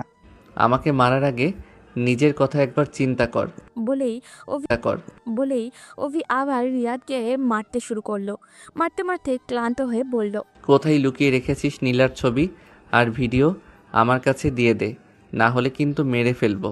আমাকে চিনতে পারিসনি, আমি হচ্ছি অভি চৌধুরী। এই কথা শোনার পর তারা দুজন অভি থেকে এমনভাবে তাকালো মনে হচ্ছিল তার সামনে ভূত দাঁড়িয়ে থাকতে দেখছে। রিয়াদ তখন অভির দিকে তাকিয়ে বলল, তুই কি ভেবেছিস আমাদেরকে মারলেই সব কিছু সমাধান হয়ে যাবে? আমরা ছবিগুলো এমনভাবে লুকিয়ে রেখেছি যে তুই কোনোদিনও পাবি না। আর এই ছবিগুলো আমার লোকজন ভাইরাল করে দিবে। এরপর যা হবে তা তো বুঝতেই পারছিস। ওই ছবিগুলো ভাইরাল করে দিলে আমার কিছুই হবে না, কারণ ওই ছবির যারা ভুক্তভোগী তাদের বিরুদ্ধে আমি আরও ভয়ঙ্কর প্রতিশোধ নেব। আমি এখানে তোদেরকে মারার জন্য এসেছি, তাই ফোনটা আমার হাতে দিয়ে দে। আমরা মরে গেলেও দিব না। মরার যদি এত শখ হয়ে থাকে তাহলে মর। বলেই অভি তাদেরকে মারতে শুরু করলো। রাজীব মাথা ফেটে পড়ে আছে। এটা দেখে রিয়াদ ভয় পেয়ে গেল আর এরপর অভির দিকে তাকিয়ে বলল, আমাকে ছেড়ে দে, আমি ছবি ভিডিও সব কিছু দিয়ে দিচ্ছি। এই হচ্ছে আমার ফোনের মধ্যে সব কিছু আছে। অভি তখন ফোনটা নিয়ে চেক করলো, এখানে অনেক ছবি আছে। অভি তখন তাদেরকে ছুরি বের করে রিয়াদের গলায় চালিয়ে দিল। রিয়াদ হঠাৎ এমন হবে বুঝতে পারেনি। সে নিজের গলায় হাত দিয়ে বসে পড়ল। অভি তখন রিয়াদের বুকে একটা লাথি দিয়ে মাটিতে শুইয়ে দিয়ে বলল, তোর অনেক শখ ছিল না মেয়েদের ছবি তুলে ব্ল্যাকমেইল করার? আজকে তোর জীবনের ছবি আমি টাঙিয়ে দিলাম। আজকের পর থেকে এই পৃথিবীর আলো বাতাস কিছুই দেখতে পাবি না। বলেই অভি সেখান থেকে চলে গেল নীলার বাসায়। বাসায় পৌঁছাতেই নীলার বাবা অভির কাছে এসে পড়লেন, তোমাকে রেখেছিলাম আমার মেয়ের সুরক্ষার জন্য, কিন্তু তুমি তো কিছুই করতে পারলে না। আমার মেয়েকে কেউ একজন জোর জবরদস্তি করে সবকিছু কেড়ে নিয়েছে। তুমি কোথায় ছিলে? স্যার, এটা আমার ভুল নয়। আমি ম্যাডামকে অনেকবার আটকানোর চেষ্টা করেছি, কিন্তু উনি আমার কথা শুনেননি। ইচ্ছা করে ওখানে গিয়েছেন। আমি ওনাকে আটকানোর চেষ্টা করলে উনি আমাকে মেরে সেখান থেকে চলে যান। নীলার বাবা তখন অভির কথা শুনে বুঝতে পারলেন সবকিছু। এরপর আস্তে আস্তে বললেন, এই কথাটা তুমি আর আমি ছাড়া যেন পৃথিবীর কেউ না জানতে পারে। এটা জানাজানি হয়ে গেলে আমার মেয়ের সম্মান থাকবে না। ওকে স্যার, আপনি চিন্তা করবেন না, আমি এই কথাটা কারো কাছে বলবো না। ম্যাডাম এখন ঠিক আছেন তো? হ্যাঁ, আমার মেয়ে ঠিক আছে, কিন্তু তোমাকে যেটা বললাম সেটা খুব ভালো করে মনে রাখবে। যদি এই কথাটা আর কারো কাছে বলো তাহলে কিন্তু নিজের জীবনই বিপদে ফেলবে। বলে নীলার বাবা সেখান থেকে চলে গেলেন। অভি তখন রুমে এসে ছবি আর ভিডিওগুলোকে চেক করতে শুরু করলো। তাদের ভার্সিটির অনেক মেয়ের ছবি ভিডিও এখানে আছে। অভি তখন তার একটা মেয়ের ভিডিও দেখে তাকে কল করলো। মেয়ের নাম হলো রিমা। রিমা কল ধরতেই অভি বলল, এটা তুমি কি করলে রিমা? তোমার একটা ভিডিও রিয়াদের কাছে আছে তাই না? এটা শোনার পর রিমা অনেক বেশি ভয় পেয়ে গেল। কান্না করতে করতে অভিকে বলল, আমি ভুল করে ফেলেছি অভি। আমাকে ওরা ব্ল্যাকমেল করে অনেক টাকা নিয়েছে। আমার বাবার ব্যবসার সব কিছু ওরা কেড়ে নিয়েছে। এরপরেও আরও টাকা চাচ্ছে। আমি এখন কি করব বলো? এই ছবিগুলো এখন আমার কাছে আছে, আমি আর কারো কাছে দিব না। কিন্তু সাবধান হয়ে যাও, এরপর থেকে যদি এরকম কোনো ঘটনা ঘটে তাহলে কিন্তু ছেড়ে দিব না। অভি, আমি তোকে কথা দিচ্ছি আর কোনোদিন এরকম কাজ করব না। আমি বুঝতে পারিনি, হট প্রেমে পাগল হয়ে গিয়েছিলাম, সেই জন্য এমন করে ফেলেছি। ওরা যে এভাবে আমার সাথে বেইমানি করবে এটা আমি কোনো দিন ভাবতে পারিনি। এখন পৃথিবীটা এরকম হয়ে গেছে, সবাই সবার সাথে বেইমানি করে, তাই সাবধানে থাকবে। আর তোমার আশেপাশে যত মেয়ে আছে সবাইকে সাবধানে থাকতে বলবে। আমি তোমাকে কথা দিচ্ছি অভি, আমার আশেপাশে যত মেয়ে আছে সবাইকে আমি সাবধানে রাখবো, কিন্তু তুমি আমাকে বিষয়টা একটু খেয়াল রাখবে। এই বিষয়ে যদি কেউ জানতে পারে তাহলে কিন্তু আমার জীবন নষ্ট হয়ে যাবে। এই ব্যাপারে তুমি নিশ্চিন্তে থাকতে পারো, কারণ এগুলো এখন আমার কাছে আছে। আমি এগুলো কারো কাছে দিব না। বলেই অভি ফোনটা কেটে দিল। ফোন রেখে অভি নীলার রুমে গেল। গিয়ে দেখলো নীলা অচেতন অবস্থায় পড়ে আছে। অভি নীলার দিকে তাকাতেই তার মায়া হলো। এখন কিভাবে সে নীলাকে ব্ল্যাকমেল করবে? অভি তো তাকে সত্যিই ভালোবেসেছিল। অভি আর দাঁড়াতে পারল না সেখান থেকে চলে আসলো। নীলা আগে সুস্থ হোক, এরপর তার উপরে প্রতিশোধ নিবে। অভির ভিতরটা ফেটে যাচ্ছে কেন? সে কাদের কারণে নিজের পরিবার, আত্মীয় স্বজন, বন্ধু বান্ধব সবাইকে অবহেলা করেছিল? এই মানুষগুলোর জন্য যারা তার সাথে প্রতিনিয়ত বেইমানি করছিল। ওদিকে মিম রুমের মধ্যে শুয়ে আছে। তার কোনো কিছুই ভালো লাগছে না। উঠে তার ছোট আব্বুর কাছে গিয়ে বলল, ছোট আব্বু, ওখানে তো সবকিছু শেষ হয়ে গেছে। তাহলে অভিকে বলো না এখানে চলে আসতে। আমি থাকতে পারছি না ওকে ছাড়া। এই তো গেল 2 দিন হলো, এর মধ্যে কিভাবে ফিরে আসবে? আচ্ছা, এরপরও আমি দেখছি ওর সাথে কথা বলে, কিন্তু ও তো যাওয়ার পর থেকে আমাদের কল করছে না। আরিফকে একবার কল করে জিজ্ঞাসা কর। মিম তখন আরিফকে কল করলো। আরিফ ফোন ধরতেই মিম বলল, আরিফ, অভি তো তোমার কাছে। অভির কাছে একবার ফোন নিয়ে যাও, ছোট আব্বু কথা বলবে। এখন তো অভি শুয়ে আছে আপু, ওর কাছে ফোন নিয়ে যাওয়া সম্ভব নয়। ও এখানে ঠিক আছে, কোনো চিন্তা করবেন না। আমি যেটা বলেছি সেটা শোনো। তুমি অভির কাছে ফোন নিয়ে যাও, ওকে বলো ওর বাবা কল দিয়েছে। আরিফ তোতলাতে কথাগুলো সব বলেছে। সেজন্য মিমের সন্দেহ হলো। তার প্রথম দিনই সন্দেহ হয়েছিল, কারণ ও অভিকে যখন কল করেছিল প্রথমে ওর ফোনে রিং হয়েছিল। এরপর থেকে আর ফোনে রিং হচ্ছে না। মিমের সন্দেহ আরও তীব্র হলো যখন আরিফ বলল, আপু, আমি এখন ফোন নিয়ে যেতে পারবো না, তোমরা প্লিজ আমাকে পরে কল করো। আরিফ, আমি বুঝতে পারছি তুমি আমার সাথে মিথ্যা বলছো। কেন মিথ্যা কথা বলছো? অভি কি সেখানে যায়নি? কোথায় আছে সেটা সরাসরি আমাকে বলো, না হলে কিন্তু আমি আত্মহত্যা করব। এটা শোনার পরে আরিফ কিছুক্ষণ চুপ থাকলো। মিম তখন আরিফকে ধমক দিয়ে বলল, কি ব্যাপার, কথা বলছো না কেন? যদি কথা না বলো তাহলে কিন্তু আমি নিজের ক্ষতি করে ফেলবো। মিম আপু আপনাকে অভি বলতে নিষেধ করেছে, এরপরও আমি কিভাবে বলি? অভি যদি এটা জানতে পারে তাহলে আমার উপর রাগ করবে। আমি বলতে পারবো না। প্লিজ আমাকে তোমরা জোর করো না। আরিফ, আমি কিন্তু শেষবারের মতো বলছি, যদি তুমি আমার কথা না শোনো তাহলে কিন্তু আমি সত্যি সত্যি নিজের কোনো ক্ষতি করে ফেলবো। আসলে মিম আপু, অভি নীলার বাসায় গিয়েছে। নীলাকে অভি সন্দেহ করতে শুরু করেছে, সেজন্য পরীক্ষা করতে নীলার বাসায় গিয়েছে। এটা শোনার পর মিম চুপচাপ ফোনটা রেখে দিল। অভি ওর সাথে এভাবে বেইমানি করতে পারে, এটা মিম কোনো দিনও ভাবতে পারেনি। মিম তখন তার ছোট আব্বুর দিকে তাকিয়ে বলল, তোমার ছেলে তোমার সাথে বেইমানি করেছে আব্বু। ও লন্ডনে যাওয়ার নাম করে ওর প্রেমিকার বাসায় গিয়ে বসে আছে। কি বললি? ও এত বড় বেইমানি আমাদের সাথে করেছে? ওকে আমি শেষ করে দেব। এবার বাড়িতে আসুক।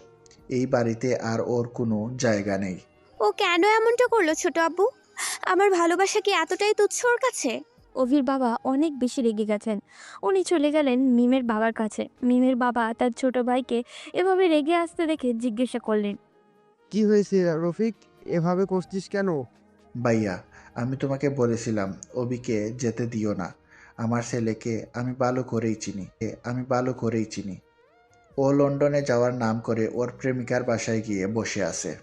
এটা শোনার পর মিমের বাবা কি বলবেন বুঝে উঠতে পারছিলেন না। মিম তখন দৌড়ে নিজের রুমে গেল, গিয়ে অভির টাঙিয়ে রাখা ছবিটা নামিয়ে আগুনে পুড়িয়ে দিল। এরপর সেই পুরো ছবিটার দিকে তাকিয়ে বলল, এখন তোর ছবি যেভাবে পুড়ছে আমার হৃদয়টা প্রতি মুহূর্তে এভাবে পুড়ছে অভি। তুই কেন আমার সাথে বেইমানি করলি? ঠিক আছে, তুই যদি নীলাকে নিয়ে সুখী হতে পারিস তাহলে আমিও তোকে ভুলে যাব। আর কোনোদিন তোর সামনে ভালোবাসার দাবি নিয়ে যাব না। ওদিকে অভি রুমে বসে কান্না করছে। তখন হঠাৎ করে আরিফ কল করলো। অভি ফোনটা ধরতেই আরিফ বলল, বন্ধু, সর্বনাশ হয়ে গেছে। তোর পরিবারের লোক সবকিছু জেনে গেছে। আমার কাছে মিম আপু কান্না করতে করতে ফোন করেছিল। আমি কিছু বলতে চাইনি, কিন্তু তারা জোর করে আমার কাছ থেকে সবকিছু জেনে নিয়েছে। এখন তুই বাসা গেলে তোকে মেরে ফেলতেও পারে, তাই সাবধানে থাকবি। এই কথা শোনার পর অভির মাথায় আকাশ ভেঙে পড়ল। সে থতমত খেয়ে বলল, এটা তুই কি করলি বন্ধু? বাবা তো আমাকে মেরে ফেলবে। তুই কেন ওদেরকে এই কথাটা বললি? আমি বলতে চাইনি দোস্ত, কিন্তু মিম আপু আত্মহত্যা করার ভয় দেখিয়েছিল। তোর বাবাও ফাঁসে ছিল, সেজন্য আর না করতে পারিনি। সত্যি কথাটা বলে দিয়েছি। এখন তুই তাড়াতাড়ি বাসায় ফিরে যা, না হলে সবকিছু শেষ হয়ে যাবে। অভি তখন ফোন রেখে মাথায় হাত দিয়ে বসে পড়ল। না, যাওয়ার আগে কাজটা শেষ করে যেতেই হবে। সেজন্য নীলার রুমে চলে গেল। অভি নিজের ছদ্মবেশ খুলে নীলার রুমে প্রবেশ করলো। নীলা অভিকে দেখে তো ভূত দেখার মতো চমকে উঠল, কিন্তু অভি চুপচাপ দাঁড়িয়ে রইল। নীলা তখন নিজেকে সামলে নিয়ে মুচকি হেসে বলল, কি ব্যাপার, তুমি কখন লন্ডন থেকে ফিরলে আর এখানে এভাবে আসলে কেন? আমি লন্ডনে যাইনি। আমি এখানে ছদ্মবেশ ধরে বসেছিলাম শুধুমাত্র তোকে পরীক্ষা করার জন্য। তুই আমাকে এভাবে ঠকাবি এটা কোনো দিন ভাবতেও পারিনি। আমার সাথে কেন এভাবে বেইমানি করলি?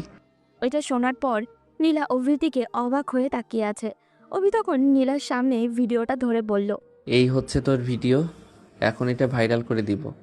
আমার সাথে বেইমানি করার ফলাফল তোকে ভোগ করতেই হবে। আমি তো তোকে ভালোবেসেছিলাম, তাহলে কেন এভাবে ঠকালি আমায়? নীলা কিছুই বলছে না, শুধু অভির দিকে তাকিয়ে আছে। অভি তখন রেগে নীলার দিক গলা চেপে ধরে বলল, আমি তো তোকে সত্যি ভালোবেসেছিলাম, তাহলে কেন এমনটা করলি? তোর কারণে আমি আমার পরিবার, সমাজ, সবার সাথে বেইমানি করেছি, সবার সাথে খারাপ ব্যবহার করেছি। এখন তাদের সামনে আমি কিভাবে গিয়ে দাঁড়াবো? অভি আমাকে অভি আমাকে ক্ষমা করে দাও। আমি রিয়াদকে ভালোবাসি। রিয়াদ আমাকে এই কাজ করতে বলেছিল, সেই জন্য আমি এই কাজ করে ফেলেছি। আর কোনোদিন এরকম কোনো কাজ করব না। আমাকে শেষবারের মতো ক্ষমা করে দাও। ক্ষমা চাইলে সব কিছু সমাধান হয়ে যায় না। আমার জীবনটা তুই নষ্ট করে ফেলেছিস। তোকে ভালো থাকতে দিব না। তোর জীবনে আমি নষ্ট করে দিব। পুরো পৃথিবী তোর এই ভিডিও দেখবে। আমাকে ক্ষমা করে দাও অভি, আমি ভুল করে ফেলেছি। আর কোনোদিনও এরকম কোনো কাজ করব না। তোমাকে আমি ঠকিয়েছি শুধুমাত্র রিয়াদের কারণে। রিয়াদ আমাকে এই কথাটা বলেছিল। ও বলেছিল তুমি তার সাথে বেইমানি করেছো, এটার প্রতিশোধ নিতে হবে। সেই জন্য এই কাজ করেছি। প্লিজ আমাকে ক্ষমা করে দাও। আমার সাথে ভালোবাসার নাটক করে এভাবে কথা বলার সাহস তোর কিভাবে হলো? তোকে আমি শেষ করে ফেলবো। অভি আমাকে অভি আমাকে মেরে ফেললে এই সমস্যার সমাধান হবে না। আরো ভিডিও রাখা আছে রিয়াদের কাছে। রিয়াদ তোমার বিরুদ্ধে প্রতিশোধ নেওয়ার চেষ্টা করবে। আমাকে মেরে ফেলে তোমার কোনো লাভই হবে না। তাই আমাকে ছেড়ে দাও প্লিজ। তোর এই প্রেমিককে মেরে ফেলেছি, এখন তোকেও মেরে ফেলবো। তবে তোকে সরাসরি মারবো না। তোর বিরুদ্ধে এমনভাবে প্রতিশোধ নিব যে প্রতি মুহূর্তে আমার কথা মনে করবি। অভি আমি আমার নিজের ভুলের জন্য লজ্জিত। তোমার সাথে বেইমানি করেছি, এটা আমি স্বীকার করছি। কিন্তু তুমি আমাকে ছেড়ে দাও প্লিজ।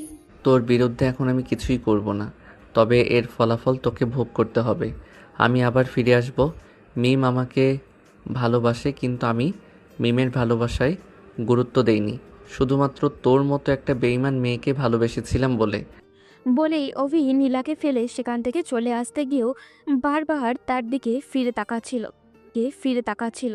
যত কিছু হয়ে যাক না কেন, অভি তো তাকে ভালোবেসেছিল।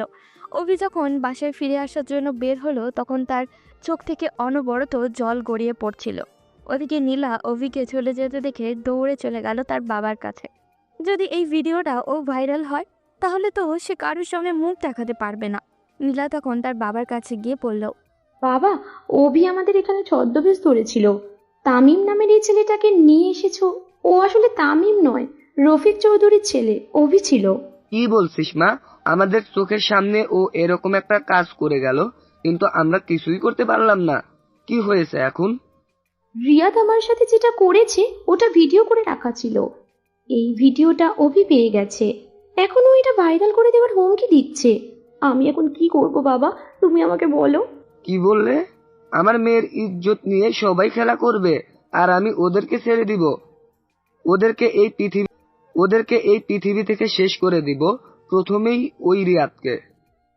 রিয়াদকে অভি অলরেডি মেরে ফেলেছে, এখন আমার বিরুদ্ধে লেগেছে। আমার কাছ থেকে সে প্রতিশোধ নিতে চায়। তাহলে তো আমাদের কাজটা সহজ হয়ে গেছে।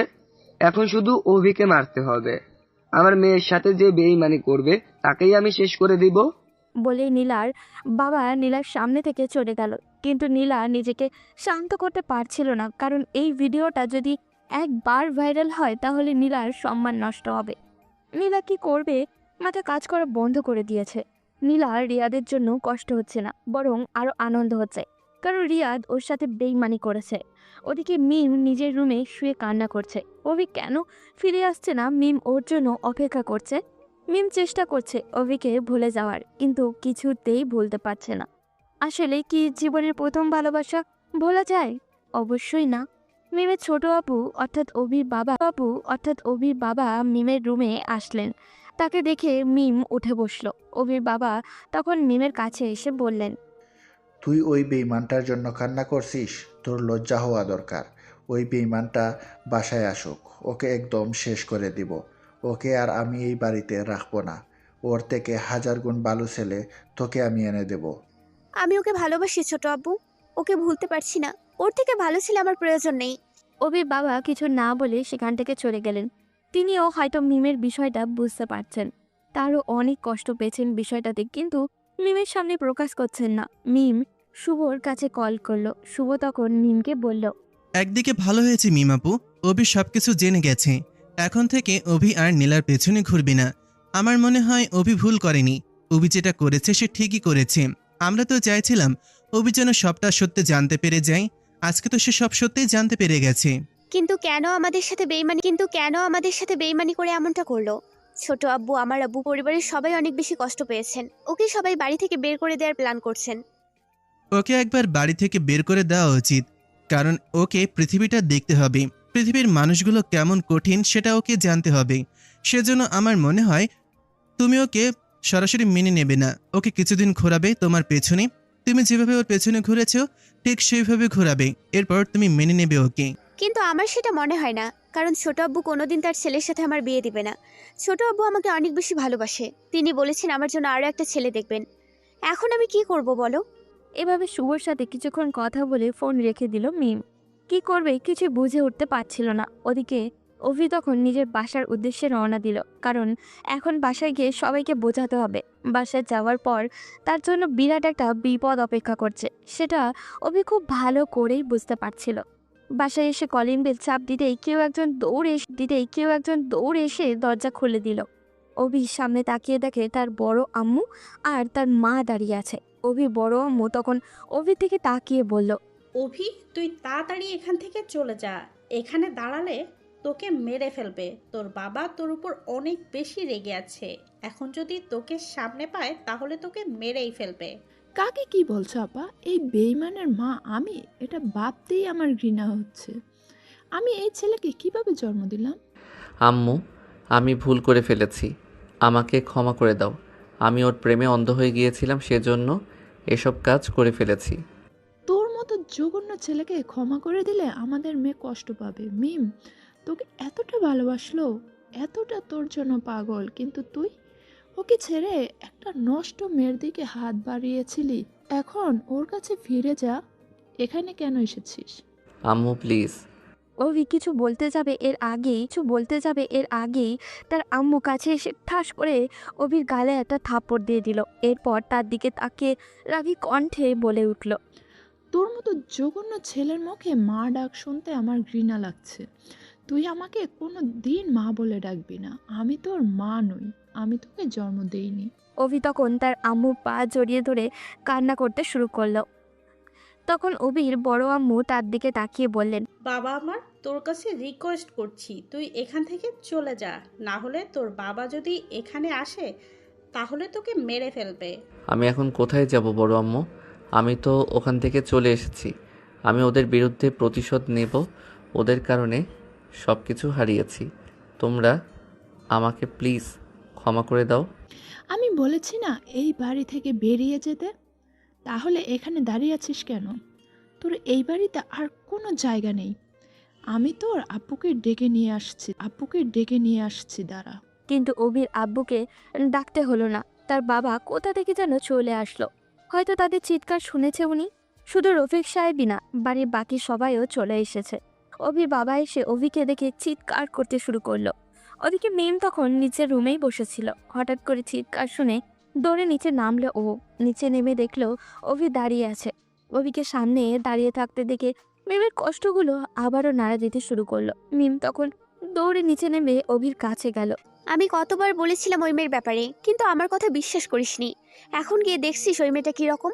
আমি তোকে ভালোবেসেছিলাম অভি, কিন্তু তুই আমার ভালোবাসা বুঝতে পারিসনি। আমার সাথে বেইমানি করেছিস, এর ফলাফল তোকে ভোগ করতে হবে। আমি তোকে কোনোদিন ক্ষমা করে দিব না, কোনোদিন না। মিম অভির সামনে দাঁড়িয়ে অনবরত কান্না করে যাচ্ছে। আর তার এই কান্না দেখে অভির ভেতরটা পুড়ে যাচ্ছে, কিন্তু অভি কিছুই করতে পারছে না।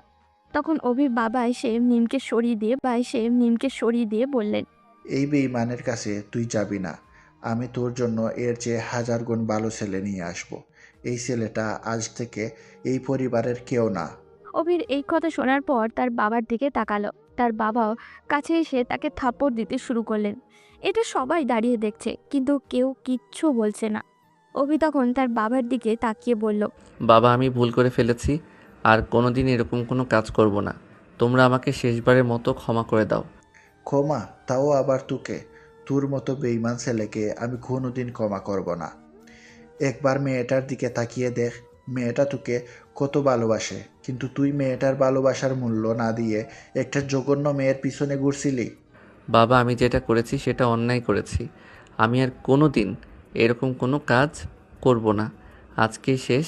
এরপর থেকে তোমরা যদি আমাকে কোনো ভুল কাজ করতে দেখো তাহলে আমাকে বাড়ি থেকে বের করে দিবে। কিন্তু শেষবারের মতো আমাকে ক্ষমা করে দাও। আমি তোকে কোনোদিন ক্ষমা করব না। তোকে ছেলে বলতে আমার লজ্জা লাগছে। এই চৌধুরী বাড়ির যোগ্য তুই না। আর কোনোদিন তুই এই বাড়িতে ঢুকতে পারবি না। অভি তখন তার বড় আব্বুর কাছে গেল, কিন্তু আরমান সাহেবও অভিকে এগিয়ে আসতে দেখে সরে গেলেন। এরপর অভির দিকে তাকিয়ে বললেন, ছোটবেলা থেকে বাবা তুই যা চাইছস তাই তোমাকে দিয়েছি, কোনোদিন তোমাকে কোনো কাজে আপত্তি করিনি। তোমার বাবার বিরুদ্ধে গিয়ে অনেকবার, কিন্তু তুমি যেভাবে আমাদের সাথে বেইমানি করবে এটা আমরা কোনোদিনও ভাবতে পারিনি। তাই তোমার বাবার ওপর আজ আমি আর কোনো কথা বলবো না। অভি তার বড় আব্বুর এই রকম কথা শুনে তার দিকে তাকালো। যে বড় আব্বু কোনোদিনও তার কোনো কাজে বাধা দেননি, আজকে তিনিও অভির থেকে মুখ ফিরিয়ে নিয়েছেন। অভি তখন তার বড় আব্বুর দিকে তাকিয়ে কান্না করতে করতে বলল, বড় আব্বু, তুমি তো আমাকে কোনো দিন ভুল বুঝোনি, তাহলে আজকে কেন ভুল বুঝতেছো? আমাকে শেষবারের মতো ক্ষমা করে দাও। আমি আর কোনো দিন এই পরিবারে কারো কথার অবাধ্য হব না। আজকে বাইয়া কেন, পৃথিবীর কোনো শক্তি তোকে আমার হাত থেকে বাঁচাতে পারবে না। তুই আর এই বাড়িতে থাকতে পারবি না। অভি তখন তার বাবার দিকে তাকিয়ে কান্না করছে, কিন্তু তার বাবা কোনো কথা না শুনে তাকে বাড়ি থেকে বের করে দেওয়ার জন্য উঠে পড়ে লেগেছে। অভি মিমের দিকে তাকালো, কিন্তু মিম এক মুহূর্ত সেখানে দাঁড়ালো না, নিজের রুমে চলে গেল। অভি তখন তার আব্বুর দিকে তাকিয়ে বলল, আমি তোমার পায়ে ধরি আব্বু, শেষবারের মতো আমাকে একটাবার ক্ষমা করে দাও। আমাকে আমার ভুল শুধরানোর সুযোগ দাও। কিন্তু অভির আব্বু কোনো কথা বলছেন না। মিমের বাবার মায়া হলো অভির জন্য, সেজন্য তিনি অভির বাবার দিকে তাকিয়ে বললেন, ছেলেটা যখন এত করে বলছে তাহলে তাকে একটু সুযোগ দাও। সে এখন কি করে সেটা আমাদের দেখা উচিত। যদি আবার ভুল করে তাহলে আমি বলছি আমি ওকে বাড়ি থেকে বের করে দিব। ভাইয়া তুমি প্লিজ আমাকে আর রিকোয়েস্ট করো না। এই ছেলেকে আমি ভালো করেই চিনি। ওকে আগেও অনেক সুযোগ দিয়েছি। হ্যাঁ ভাই, আমিও এটাই চাই। আমি এই ছেলেকে আমার ঘরে রাখবো না। ওকে আমি আমার ছেলে বলে কোনো দিন পরিচয় দিব না। আম্মু, তুমি এটা বলতে পারো না। আমি না তোমার নিজের সন্তান? তাহলে তুমি এভাবে কি করে বলছো? কিন্তু অভির আব্বু এর পরেও যে কথাটা বলল সেটা শোনার পর অভি আর এক মুহূর্তও সেখানে দাঁড়ালো না। অভির বাবা অভির দিকে তাকিয়ে বলল, যদি এক মুহূর্তের জন্য জীবনে আমাকে তোর বাবা মনে করিস, তাহলে এখনই এই বাড়ি থেকে বেরিয়ে যা। বেহায়ার মতো এই বাড়িতে আর ফিরে আসবি না। অভি এই কথা শোনার পর দৌড়ে বাড়ি থেকে বের হয়ে গেল। পিছন থেকে তার বড় আব্বু ডাক দিল, কিন্তু অভি তার কোনো কথা শুনল না। বাড়ি থেকে বেরিয়ে কান্না করতে করতে রাস্তা দিয়ে হাঁটতে শুরু করলো। সময় এমনই, কখন কাকে কোন জায়গায় নিয়ে যাবে কেউ জানে না। অভি আকাশের দিকে তাকিয়ে চিৎকার করে কান্না করতে করতে বলল, এই বিশাল নীল আকাশের ভিতর আমি কেন এত অসহায়? আমি কেন কারোর কাছে যেতে পারছি না? আমি কেন এরকম মিথ্যা ভালোবাসায় জড়ালাম? মিম যদি আমাকে ভালোবাসতো তাহলে আমাকে কেন বলল না? অভি হেঁটে হেঁটে কোথায় যাবে বুঝতে পারছিল না।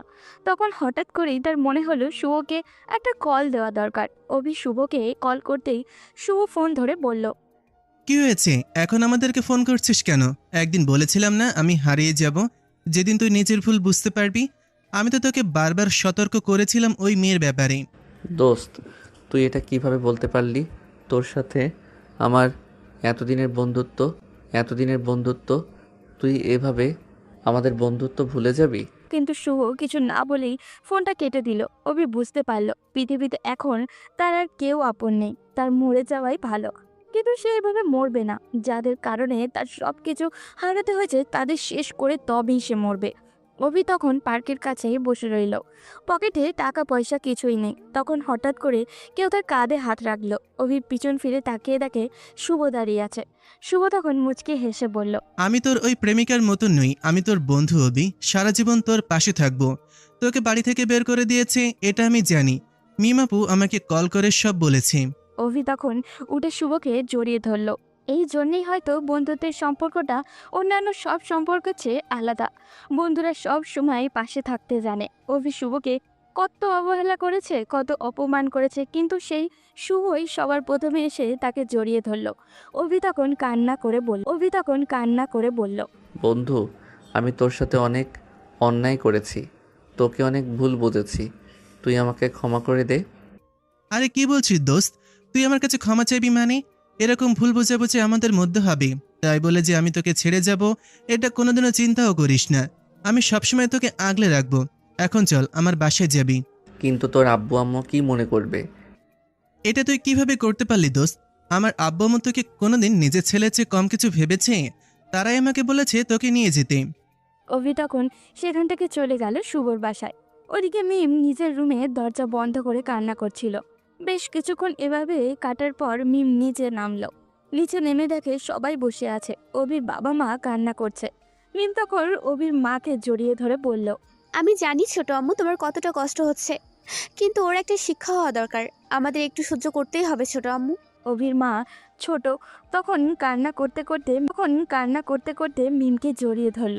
মিম তখন শান্ত করে অভির বাবার কাছে যেতেই অভির বাবা মিমকে জড়িয়ে ধরে বললেন, আমার ছেলেটা যদি কোথাও গিয়ে হারিয়ে যায় তাহলে আমার কি হবে? ওকে তো রাগ করে বাড়ি থেকে বের করে দিলাম, কিন্তু ওকে ছাড়া আমরা যে বড্ড অসহায়। আমি আগেই বলছিলাম ছেলেটাকে একবার সুযোগ দেওয়া দরকার। কেন তুই এমন করলি? ছেলেটা ভুল করেছে, এখন তার ভুল শোধরানোর সময় এসেছে। তাকে একটা সুযোগ দেওয়ার দরকার ছিল, সেটা না করে তাকে বাড়ি থেকেই তাড়িয়ে দেওয়া হলো। হ্যাঁ ভাই, আমার মনে হয় ওকে নিয়ে আসা দরকার। আমাদের বাড়ির একমাত্র ছেলে, যদি কোনো ক্ষয়ক্ষতি হয় তাহলে আমরা কি নিয়ে বাঁচবো? ছেলেটা ভুল করেছে, সেটা সে বুঝতে পেরেছে, সেই জন্যই তো কান্না করে ক্ষমা চাইছিল। ভাবি, আমার কিছুই ভালো লাগছে না। আমাকে একটু একা থাকতে দাও।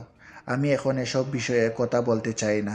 যদি ওকে ফিরিয়ে নিয়ে আসার হয় তাহলে পরে কথা বলবো।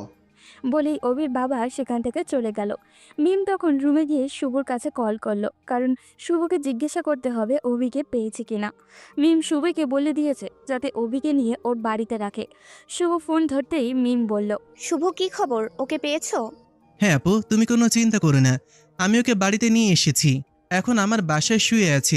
বেচারা অনেক কষ্ট পেয়েছে। ওর চেয়ে হাজার গুণ বেশি কষ্ট আমি পেয়েছি শুভ। বাড়ির সবাই ও যাওয়ার পর থেকে কথা পর্যন্ত বলতে পারছে না। আচ্ছা ঠিক আছে, তাহলে এইভাবে 2-3 দিন যাক, এরপর যা সিদ্ধান্ত নেওয়া নেবে। এখন আপাতত ওকে একটু বুঝতে দাও। অভি তখন রুমে শুয়েছিল। একটু পর শুভ তার কাছে এসে জিজ্ঞাসা করলো, দোস্ত, তুই কি জানতে পারলি নীলার ব্যাপারে? রিয়াদ নীলাকে প্ল্যান করে আমার পেছনে লাগিয়ে দিয়েছিল। আমরা ওকে যে মেরেছিলাম সেটার প্রতিশোধ নেওয়ার জন্য। আমার নামে তো আমার বাবা মা সব সম্পত্তি লিখে দিয়েছে। সেই সম্পত্তি আমার কাছ থেকে নীলাকে নিয়ে কেড়ে নিতে চেয়েছিল। ওরা মাদকের ব্যবসা করে। আমাদের ভার্সিটির অনেক মেয়েদেরকে সে তার প্রেমের জালে ফাঁসিয়ে তাদের গোপন ছবি তুলে সেগুলো দিয়ে ব্ল্যাকমেইল করে টাকা নিয়েছে। কি বলছিস দোস্ত? ওরা এত কিছু করার পর এমনি এমনি ছেড়ে দিলি? আমি আর আগের অভিনয় শুভ, আমি রিয়াদ আর রাজীবকে মেরে ফেলেছি। এই কথা আর কাউকে বলবি না তুই, আর আমি জানি শুধু। সেটা না হয় বুঝলাম, কিন্তু নীলার কি হবে? ওকে আরও ভয়ঙ্কর শাস্তি দিতে হবে। আমার মনে হয় ও আমার থেকে প্রতিশোধ নেওয়ার চেষ্টা করবে। ওর সকল গোপন ছবি আমার কাছে আছে। ঠিক করেছিস দোস্ত, ওই মেয়েটাকে একটা শিক্ষা দেওয়া দরকার। কিন্তু মিম আপু যে আমাকে এতটা ভালোবাসে এটা আমি বুঝতে পারিনি। আপু আমাকে কেন বলেনি? আমাকে শুধু শাসন করেছে আর সবার থেকে আলাদা রাখার চেষ্টা করেছে, কিন্তু কোনোদিন আমাকে ভালোবাসার কথা বলেনি। মিমাপুকে তুই বুঝতে পারলি না দোস্ত। আপু তোকে অনেক বেশি ভালোবাসে, কিন্তু কোনোদিন বলেনি। কারণ তোকে যদি তখন ভালোবাসার কথা বলতো তাহলে তুই পড়াশোনা বাদ দিয়ে নীলার পেছনে যেরকম ঘুরছিস সেরকম হয়ে যেতি। তোর বাবার সাথে অনেক কথা বলেছি, তোদের বিয়ের ব্যবস্থা করা হয়েছিল, কিন্তু এর আগেই তুই বাড়ি ছেড়ে চলে গেলি। কিন্তু এখন আমি কিভাবে মিম আপুকে বোঝাবো? অনেক ঘুরেছি মিথ্যা ভালোবাসার পেছনে। আমি এখন সত্যিকারের ভালোবাসার পেছনে ঘুরতে চাই। মিমাপু তোর ওপর অনেক অভিমান করে আছে, ওনার অভিমান ভাঙাতে হবে। উনি যেভাবে ধৈর্য ধরে সবকিছু এক হাতে সামলিয়েছেন ঠিক সেইভাবে এখন তোকে করতে হবে। আমি বুঝতে পারছি দোস্ত, কিন্তু ওনার সামনে দাঁড়ানোর সাহস আমার নেই। এটা বললে হবে না দোস্ত, তোকে মিমাপুর সামনে যেতে হবে। আর তোর আব্বু আপুর বিয়ের ব্যবস্থা করেছে অন্য এক ছেলের সাথে। ওনার বিয়ের আগেই তোকে নিজের ভালোবাসার কথাটা বুঝিয়ে বলতে হবে। এটা কোনোদিন হতে পারে না। মিমের সাথে একমাত্র আমার বিয়ে হবে। আমি বাবাকে বলবো, দরকার হয় বাবার পায়ে ধরবো, তবুও এই বিয়ে হতে দিব না। ওদিকে নীলার বাবা দুইটা লোককে নিয়ে এসেছেন বাসায়, কারণ তিনি ভালো করে বুঝতে পারছেন অভি বেঁচে থাকলে তার সম্মান নষ্ট হয়ে যাবে। সেজন্য অভিকে তিনি শেষ করে দিতে চান। তিনি তার সামনে থাকা ছেলেটার দিকে অভির একটা ছবি এগিয়ে দিয়ে বললেন, এই হচ্ছে অভির ছবি, ওকে পৃথিবী থেকে তুলে দিতে হবে। আপনি চিন্তা করবেন না স্যার, আমাদের পেমেন্ট করে দিন, আমরা এর ব্যবস্থা করে ফেলবো। এরকম সামান্য একটা ছেলেকে মারা আমাদের কাছেও ব্যাপারই না। ও অন্য সবার মতো নয়, অভি অনেক চালাক একটা ছেলে, তাই খুব সাবধানে কাজ করতে হবে। ম্যাডাম আপনি কোনো চিন্তা করবেন না, 1 সপ্তাহের ভিতরে ওর মৃত্যুর সংবাদ পেয়ে যাবেন। তখন নীলার বাবা একটা টাকার বান্ডিল নিয়ে আসলেন এনে ছেলেটার দিকে এগিয়ে দিয়ে বললেন, এই নাও রাফি, তোমাকে পেমেন্ট করে দিলাম, 1 সপ্তাহের ভিতরে ওকে মারতে পারলে আরো দিব। ওকে স্যার, তাহলে তো আমাদের কাজের গতি আরো বাড়বে। এখন যাই, কাজ শেষ হলে পরে দেখা করব। বলেই ছেলেগুলো তখন সেখান থেকে চলে গেল। তার গিয়ে অভিকে খুঁজতে শুরু করলো। ওদিকে নীলা তখন নিজের রুমে গিয়ে অভির ফটো বের করলো। এরপর হাসতে হাসতে অভির দিকে তাকিয়ে বলল, আমাকে ব্ল্যাকমেল করার অনেক শখ তাই না অভি? এখন দেখ কেমন লাগে। আমার সাথে লাগতে এসেছিলি, এখন তোর সাথে যা হবে ভাবতেই তো আমার গা শিরশির করছে। দেখতে দেখতে প্রায় 4 দিন কেটে গেল। এখন অভি শুভর বাসাতেই আছে। নীলার বিরুদ্ধে কী করবে সেটা নিয়ে দুই বন্ধু আলোচনা করছিল। তখন শুভ অভিকে বলল, দোস্ত, নীলাকে এমনভাবে ভয় দেখাতে হবে যেন আর কোনোদিন তোর সাথে লাগতে না আসে। এটা তুই ঠিক বলেছিস। তাহলে আমি নীলার কাছে কল করছি, লাউড স্পিকার দিয়ে কথা বলবো। বলেই অভি নীলার কাছে কল করলো। নীলা ফোন ধরতেই অভি বলল, আমার সাথে বেইমানি করেছিলি তাই না? আমি ছবিগুলো একটু পরেই ভাইরাল করে দিব। এরপর পুরো পৃথিবী তোর এসব দেখবে আর মজা নিবে। অভি হঠাৎ করেই নীলাকে কল করে এসব বলায় নীলা অনেক বেশি ভয় পেয়ে গেল। নীলা তখন অনুরোধের সুরে বলল, অভি প্লিজ আমাকে ক্ষমা করে দাও, আমি আর কোনোদিনও এরকম কোনো কাজ করব না। তোর কোনো ক্ষমা নেই, তোর এই ছবিগুলো আমি ভাইরাল করবই। অভি, আমি তোমার পায়ে ধরি, এই কাজটা করো না প্লিজ। তুমি আমার সম্মানের কথাটা একটাবার চিন্তা করো। আমি সমাজের সামনে মুখ দেখাতে পারবো না। যখন আমার সাথে বেইমানি করেছিলি তখন আমার সম্মানের কথা একটাবার চিন্তা করিসনি? আমার পরিবার, সমাজ, সবার কাছে আমাকে লাঞ্ছিত করেছিস। আমাকে আমার বন্ধুর বাসায় থাকতে হচ্ছে শুধু তোর জন্য। তখন অভির পাশে বসে থাকা শুভ ফোন হাতে নিয়ে বলল, আমার বন্ধুকে ভুল বুঝিয়ে অনেক টাকা খেয়েছিস। তুই আমাকে সবার সামনে মিথ্যাবাদী প্রমাণ করেছিস, আমার ইজ্জত নিয়ে টানাটানি করেছিস। আমি সবার সামনে আগে এই ছবিগুলো ভাইরাল করে দেব। তারা দুইজন নীলাকে নিয়ে অনেক মজা করছিল, কিন্তু নীলা কিছুই করতে পারছিল না। নীলা তখন কান্না করে বলল, তোমরা কেন এরকম করছো?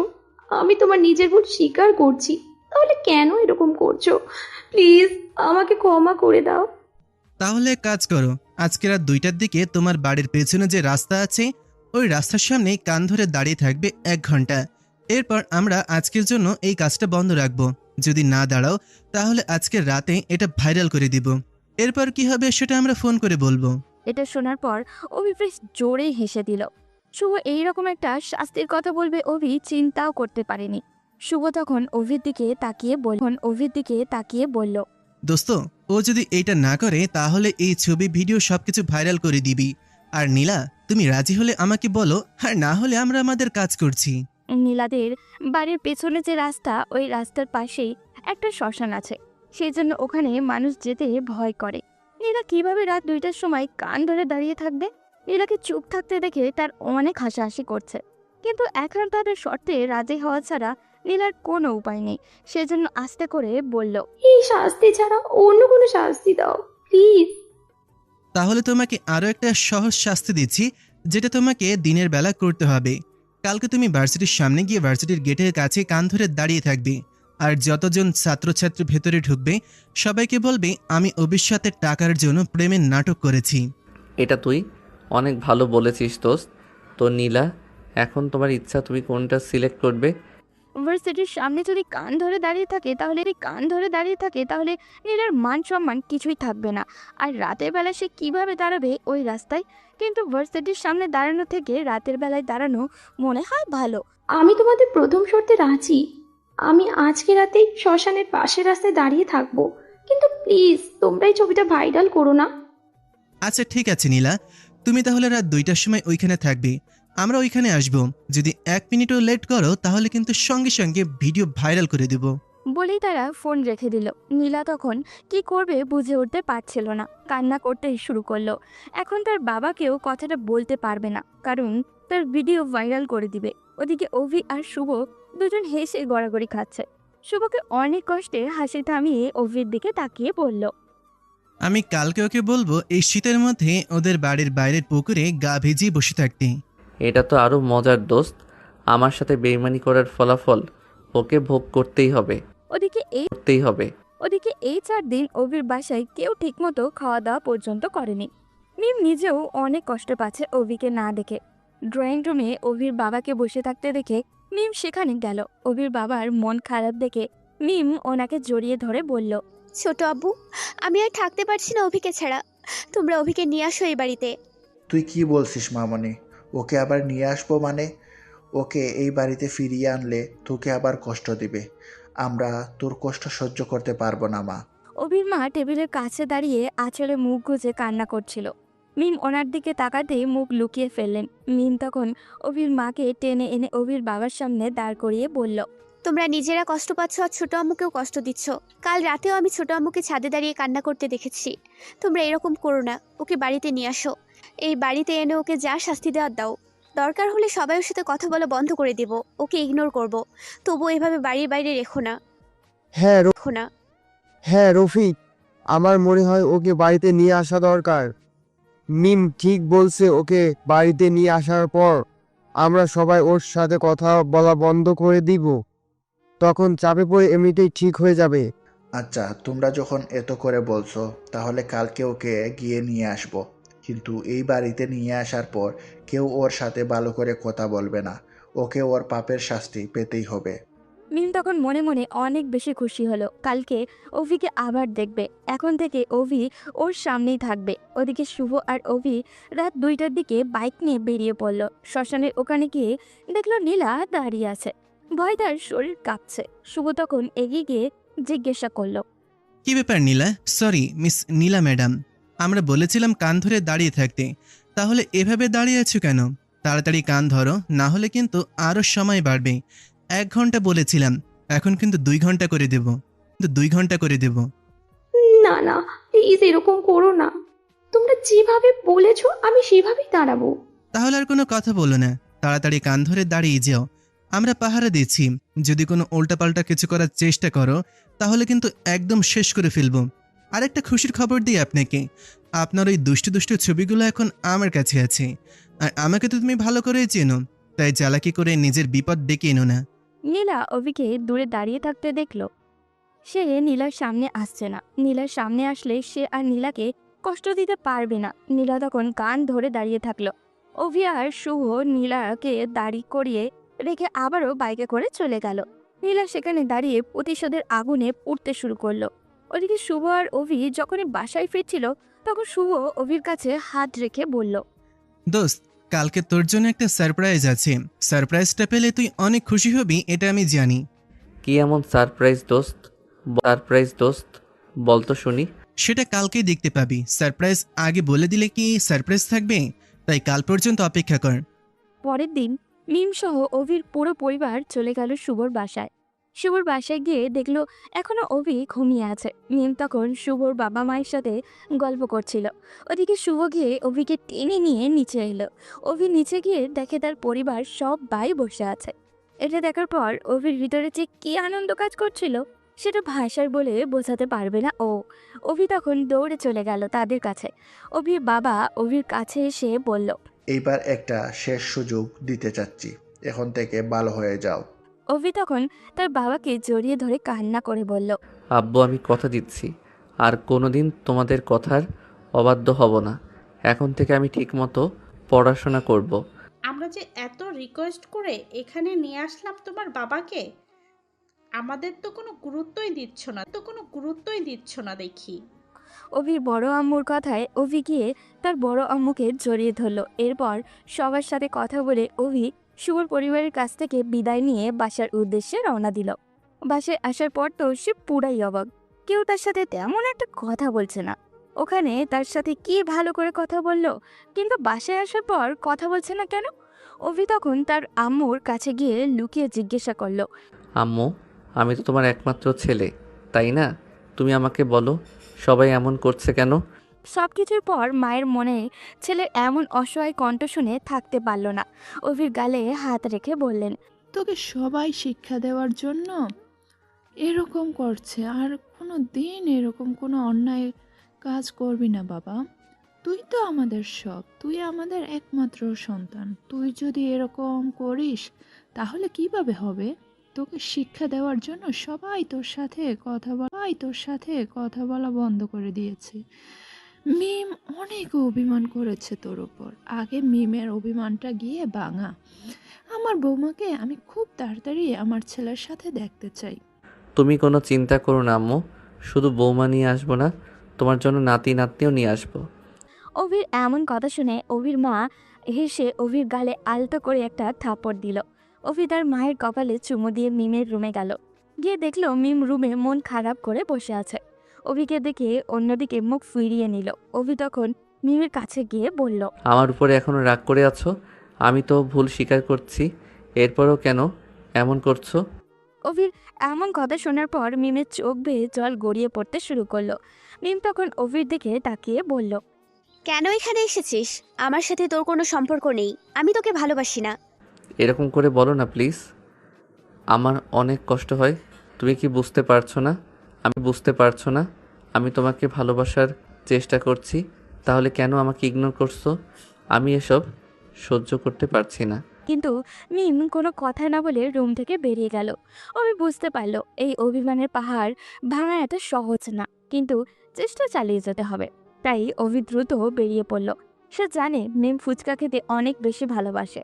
সেজন্য অভি এই রাতের বেলায় চলে গেল ফুচকা আনতে। ফুচকা নিয়ে এসে রাত 3টার দিকে মিমের রুমের সামনে গেল। গিয়ে দেখলো মিমের রুমে লাইট জ্বালানো, তার মানে এখনো জেগে আছে। মিম এখনো জেগে কি করছে সেটা দেখার জন্য অভি দরজাটা হালকা করে সরিয়ে উকিয়ে দিতেই দেখলো মিম তার একটা ফটোর দিকে তাকে কিছু একটা বলছে।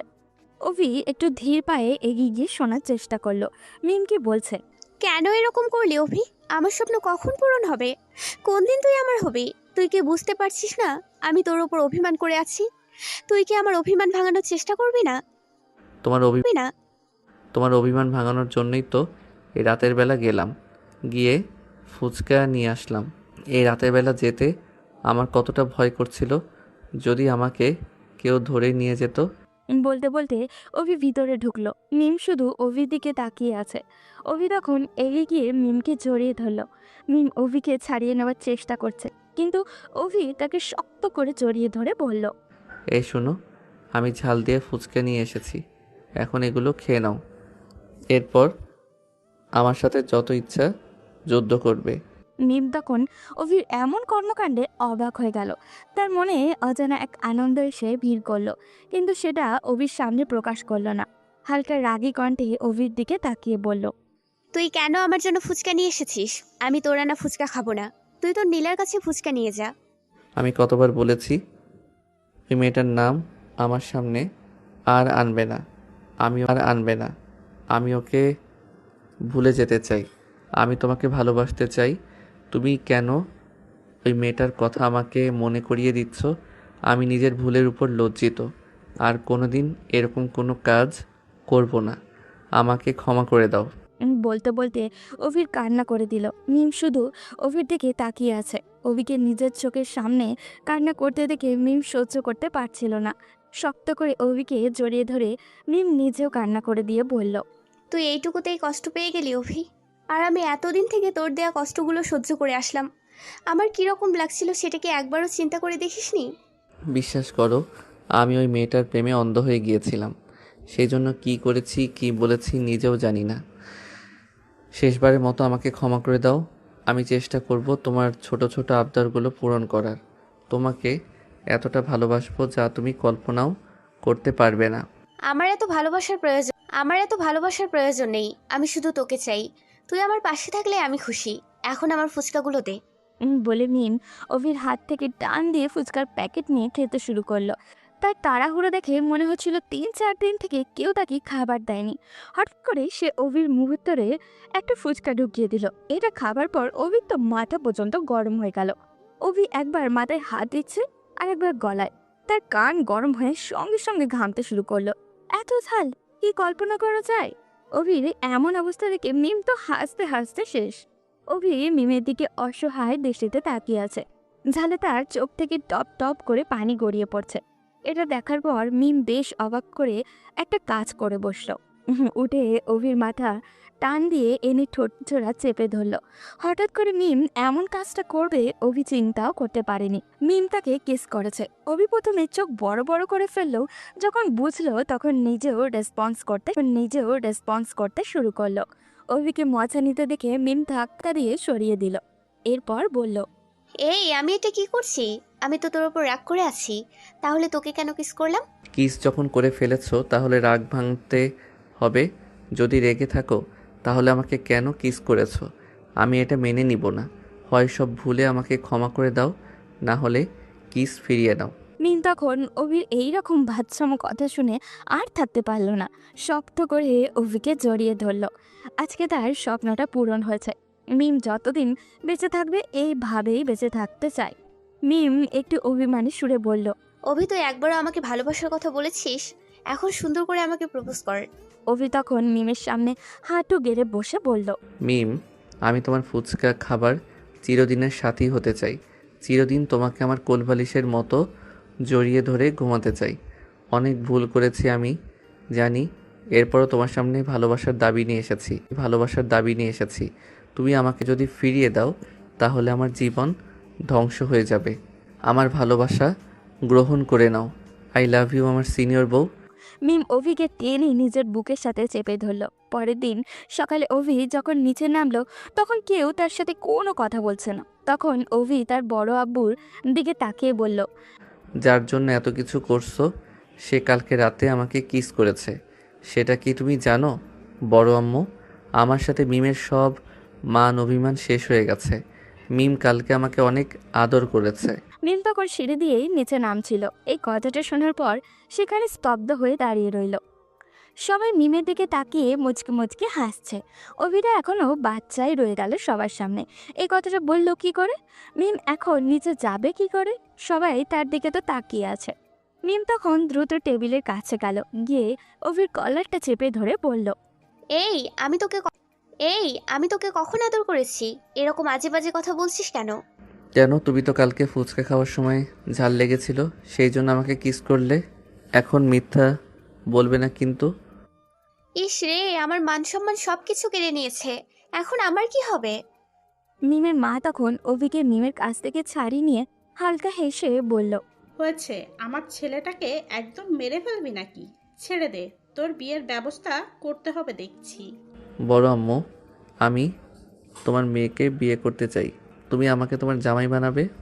হে আমার হবু জামাই, এখন তুমি চুপচাপ খেয়ে নাও, এরপর তোমাদের বিয়ের ব্যবস্থা করব। আর কাল থেকেই তুমি আমাদের সাথে অফিসে যাবে। আচ্ছা ঠিক আছে শ্বশুরমশাই, আপনি যেরকম বলবেন সেরকমই হবে। আপনি যখন বলেছেন অফিসে যাওয়ার কথা, তাহলে কালকে আমি নিশ্চয়ই অফিসে যাব। এভাবে হাসি আড্ডায় খাওয়া দাওয়া শেষ করলো সবাই। রাতের বেলা অভি শুভকে নিয়ে আসলো নীলাকে একটু জ্বালাতন করার জন্য। অভি, শুভ আর মিম তিনজন গোল হয়ে বসে মাঝখানে ফোন রেখে ভিডিও কল করে নীলাকে বলছে নাচতে। নীলাও অসহায় হয়ে নাচতে বাধ্য হচ্ছে। ওদিকে নীলা অনেক বড় একটা প্ল্যান করে ফেলেছে। সে জানতো ওরা তাকে কল দিবে, আবারও এরকম করার কথা বলবে। সেজন্য সে আগে থেকেই তার বাবা এবং যে ছেলেটাকে অভি মারার জন্য টাকা দিয়েছে তাকে আড়ালে দাঁড়াতে বলেছিল। শুভ তখন নীলাকে বলে, নীলা, আজকে তোমাকে একটা সহজ শাস্তি দিতে চাই। তুমি আজকে এক কাজ করো, ওই শ্মশানের ওইখানে আসো। এসে একটা কবর থেকে তুমি মাটি এনে সেটা রাস্তায় লিখবে নীলা একটা বেঈমান। নীলা তাদের কথা শুনে মনে মনে হাসলো, কারণ এই কাজটা দেখতে এসে অভি কত বড় বিপদে পড়তে যাচ্ছে সে নিজেও জানে না। নীলা শুভর এক কথাতেই রাজি হয়ে গেল। শুভ, অভি আর মিম বাইকে করে নীলাকে দেখার জন্য চলে আসলো নীলার বাসার ওখানে। নীলাকে এভাবে ভয় পেতে দেখে শুভ অভির দিকে তাকিয়ে বলল, দোস্ত, এইভাবে যদি প্রতিদিন বিনোদন পাই তাহলে টাকা খরচ করে আর সিনেমা হলে গিয়ে সিনেমা দেখতে হবে না। তারা দাঁড়িয়ে হাসছিল, কিন্তু হঠাৎ করে কেউ একটা পেছন থেকে অভির মাথায় আঘাত করলো। অভি বাইকে হেলান দিয়ে দাঁড়িয়েছিল, মাথায় আঘাত লাগতে সে মাটিতে লুটিয়ে পড়ল। অভি কিছু বুঝে ওঠার আগেই তাকে একটা গাড়িতে তুলে নিয়ে চলতে শুরু করলো। মিম আর শুভ থামানোর চেষ্টা করেও ব্যর্থ হলো, কারণ বেশ কয়েকটা ছেলে ছিল তাদের সাথে। অভিকে তুলে নিয়ে যেতে রেখে মিম শুভর দিকে তাকিয়ে কান্না করে বলল, শুভ, ওদেরকে আটকা প্লিজ, ওরা অভিকে ধরে নিয়ে যাচ্ছে। কিন্তু শুভ কিছুই করতে পারল না। গাড়িটা অনেক দ্রুত গতিতে সেখান থেকে চলে গেল। এটা দেখে নীলা তাদের দিকে হাসতে হাসতে এগিয়ে আসলো। নীলা এই প্ল্যানটা আগে থেকেই সাজিয়ে রেখেছিল। নীলা মিমের সামনে এসে বলল, তোমার জন্য অনেক কষ্ট হচ্ছে মিম। তোমার ভালোবাসার মানুষকে তুমি একদিনের জন্য কাছে পেলে, আবার হারিয়েও ফেললে। আর ওকে তুমি কোনোদিন কাছে পাবে না। কালকে সকালের ভিতরেই ওর লাশ তোমাদের কাছে চলে আসবে। মিম তখন নীলার কথা শুনে নীলার পথ আটকে কথা বলার চেষ্টা করলো, কিন্তু নীলা সেখানে এক মুহূর্তও দাঁড়ালো না। হাসতে হাসতে সেখান থেকে চলে গেল। মিম তখন শুভকে নিয়ে বাসায় আসলো। বাসায় আসার পর চিৎকার করে সবাইকে ডাকতে লাগলো। বাড়ির সবাই যখন এই কথাটা শুনলো তখন অনেক চিন্তায় পড়ে গেল। অভির বাবা তখন মিমকে সান্ত্বনা দিয়ে বলল, মিম, মা তুই কোনো চিন্তা করিস না, আমি এখনই পুলিশের সাথে যোগাযোগ করছি, অবিকে আমরা উদ্ধার করে নিয়ে আসব। ভাইয়া, শুভ, তোমরা চলো তাড়াতাড়ি আমার সাথে। আমি কি বসে থাকবো নাকি? আমার অভিকে খোঁজার জন্য তোমরা যাবে আর আমি বসে থাকবো? এটা তোমরা চিন্তা করলে কিভাবে? আব্বু চলো, আমিও যাব। মিমকে নিতে না চাইলেও মিম জোর করে তাদের সাথে গেল। অভির চেহারা চোখের সামনে আসতে মিমের চোখ দিয়ে জল গড়িয়ে পড়তে শুরু করলো। শুভ মিমকে বোঝানোর চেষ্টা করছে, কিন্তু মিম কিছুতেই শান্ত হচ্ছে না। তারা সবাই থানায় গেল। অভির বাবা অফিসারদের সাথে কথা বলতে ব্যস্ত। শুভ গাড়ির নাম্বারটা পালানোর সময় বুদ্ধি করে রেখে দিয়েছিল। সে তখন এগিয়ে গিয়ে অফিসারকে বলল, অফিসার, আমি গাড়ি নাম্বারটা নোট করে রেখেছিলাম। এই গাড়ি নাম্বার দিয়ে আপনারা গাড়িটার খোঁজ করুন। গাড়িটাকে পেয়ে গেলে আমরা অভিকে পেয়ে যাব। আপনি গাড়ির নাম্বারটা আমাদের কাছে দেন, আমরা এখনই হাইওয়ে পুলিশ অফিসারদের কাছে এটা পাঠিয়ে দিচ্ছি। ওই গাড়ি যেদিকে যাবে ওদিক থেকেই আমাদের কাছে ইনফরমেশন চলে আসবে। তখন শুভ পুলিশের কাছে গাড়ির নাম্বার দিল। পুলিশ অফিসাররা খোঁজ করতে শুরু করলো। অনেকগুলো রাস্তা কোন দিকে তারা গেছে এটাই খুঁজে পাওয়াটা মুশকিল, তাই কয়েক ভাগ হয়ে খুঁজতে লাগলো সবাই। মিমের ভয় হতে লাগলো, কারণ তারা বলেছে রাতের মধ্যে অভিকে মেরে ফেলবে। ওদিকে অভিকে ধরে নিয়ে একটা রুমের মধ্যে বসিয়ে বেঁধে ফেলা হলো। অভি এখনও কিছুই বুঝতে পারছে না, তার মাথার মধ্যে অনেক বেশি ব্যথা করছিল। তখন একটা ছেলে অভির কাছে এসে বলল, ওই ছেলে, তোর এত বড় সাহস, তুই নীলাকে ব্ল্যাকমেল করিস ওর গোপন ছবি দিয়ে। আজকে তোকে এমন শিক্ষা দেব যে ব্ল্যাকমেল করার শখ আর কোনোদিন উঠবে না। তোমরা আমাকে এখানে ধরে নিয়ে এসেছো কেন? নীলা আমার সাথে বেইমানি করেছিল, সেই জন্য আমি নীলার কাছ থেকে প্রতিশোধ নিচ্ছিলাম। আরে ওই ছেলে বলে কি আমাকে নাকি চিনে না। আমি হচ্ছে এই এলাকার শীর্ষ সন্ত্রাসী রাফি। আমার কথা শুনলে এই এলাকার মাটি পর্যন্ত কেঁপে ওঠে। আর তুই নাকি আমাকে চিনিস না। একটু পর ওরা চলে আসবে, এরপর তোকে এই পৃথিবীর মায়া ত্যাগ করে চলে যেতে হবে। কিন্তু আমাকে মারার কারণ কি? ওরা অন্যায় করেছে, তাই অন্যায়ের শাস্তি পাচ্ছে। আমাকে ছেড়ে দাও, ভালো হবে না বলে দিলাম। তারা অভিকে কিছুক্ষণ মারধর করলো। অভির পুরো শরীরে ব্যথা হয়ে গিয়েছে। একটু পর নীলা এবং তার বাবা আসলো। নীলা অভির সামনে এসে অভির অসহায় অবস্থা দেখে হাসতে হাসতে বলল, আমাকে নিয়ে অনেক হাসাহাসি করছিলিস তাই না? এখন তাড়াতাড়ি মোবাইলটা আমার কাছে দে, নাহলে আজ তোকে এখানেই জ্যান্ত পুঁতে ফেলবো। আরে ফোনটা তো আমি নিয়েই আসিনি, এখন ফোনটা আমি কোথায় পাবো? ওটা মনে হয় শুভর কাছে, তাই আমাকে মেরে কোনো লাভ নেই। অভি চাইছিল তারা শুভর কাছে কল করুক, কারণ তার বিশ্বাস এতক্ষণে তার বাবা হয়তো পুলিশের কাছে গিয়েছেন। যদি ওরা শুভকে কল করে তাহলে পুলিশ তাদের লোকেশন ট্র্যাক করতে পারবে এবং এখানে চলে আসবে। অভি তখন নীলার দিকে তাকিয়ে অসহায় দৃষ্টিতে বলল, আমাকে এভাবে মেরে কোনো লাভ নেই, আমি তো ওই ফোনটা দিতে পারবো না। তোমরা এক কাজ করো, শুভর কাছে কল করে বলো ফোনটা নিয়ে আসতে। তখন তারা অভির কথা শুনে বোকার মতো তার কাছে আসলো। অভি তখন শুভর নাম্বার বলে দিল। নীলা শুভর কাছে নীলা শুভর কাছে কল করলো। ওদিকে শুভরা তখন গাড়ির মধ্যেই ছিল। হঠাৎ করে ফোন আসলা দেখে শুভ ফোনটা ধরতেই বুঝলো নীলা কল করেছে। তখন পুলিশ অফিসার সহ সবাই চুপ হয়ে গেল। নীলা তখন শুভকে বলল, শুভ, যদি নিজের বন্ধুকে বাঁচাতে চাও তাহলে ফোনটা নিয়ে আসো। তোমার বন্ধু এখন আমার কাছে বন্দি। ওকে শেষ করতে এখন আমার 2 মিনিটও লাগবে না, তাই তাড়াতাড়ি ফোনটা নিয়ে আসো। নীলা, এরকম কিছু করো না প্লিজ। তুমি যেটা বলবে আমরা সেটাই শুনবো, কিন্তু আমার বন্ধুকে কিছু করো না। আমি ফোনটা নিয়ে আসছি, তোমরা কোথায় আছো বলো। আমাকে কি বোকা পেয়েছিস? আমি যদি এখন ঠিকানা বলি তাহলে তোরা এখানে চলে আসবি। তোরা 3 রাস্তার মোড়ে আয়, ওখানে আমি একজন লোক পাঠিয়ে দিচ্ছি। ওই লোকটার হাতে ফোনটা দিয়ে দিবি। তখন পুলিশ অফিসার শুভকে ইশারায় কথা চালিয়ে যাওয়ার কথা বলল এবং তারা ওদিক থেকেই লোকেশন ট্র্যাক করার চেষ্টা করছে। অবশেষে তারা সেটাতেই সফল হলো। তখন শুভ বলল, আচ্ছা ঠিক আছে, তুমি তোমার লোককে 3 রাস্তার মোড়ে পাঠাও। আমি এখানে ফোন নিয়ে আসছি, কিন্তু আমার বন্ধুর কোনো কিছু করবে না। আমার বন্ধুর কিছু হলে কিন্তু আমি ভিডিওটা ভাইরাল করে দিব। নীলা শুধু ঠিক আছে বলে ফোনটা কেটে দিল। পুলিশ অফিসার তখন মিমদের দিকে তাকিয়ে বলল, আপনারা কোনো চিন্তা করবেন না, ওদের লোকেশন আমরা পেয়ে গেছি।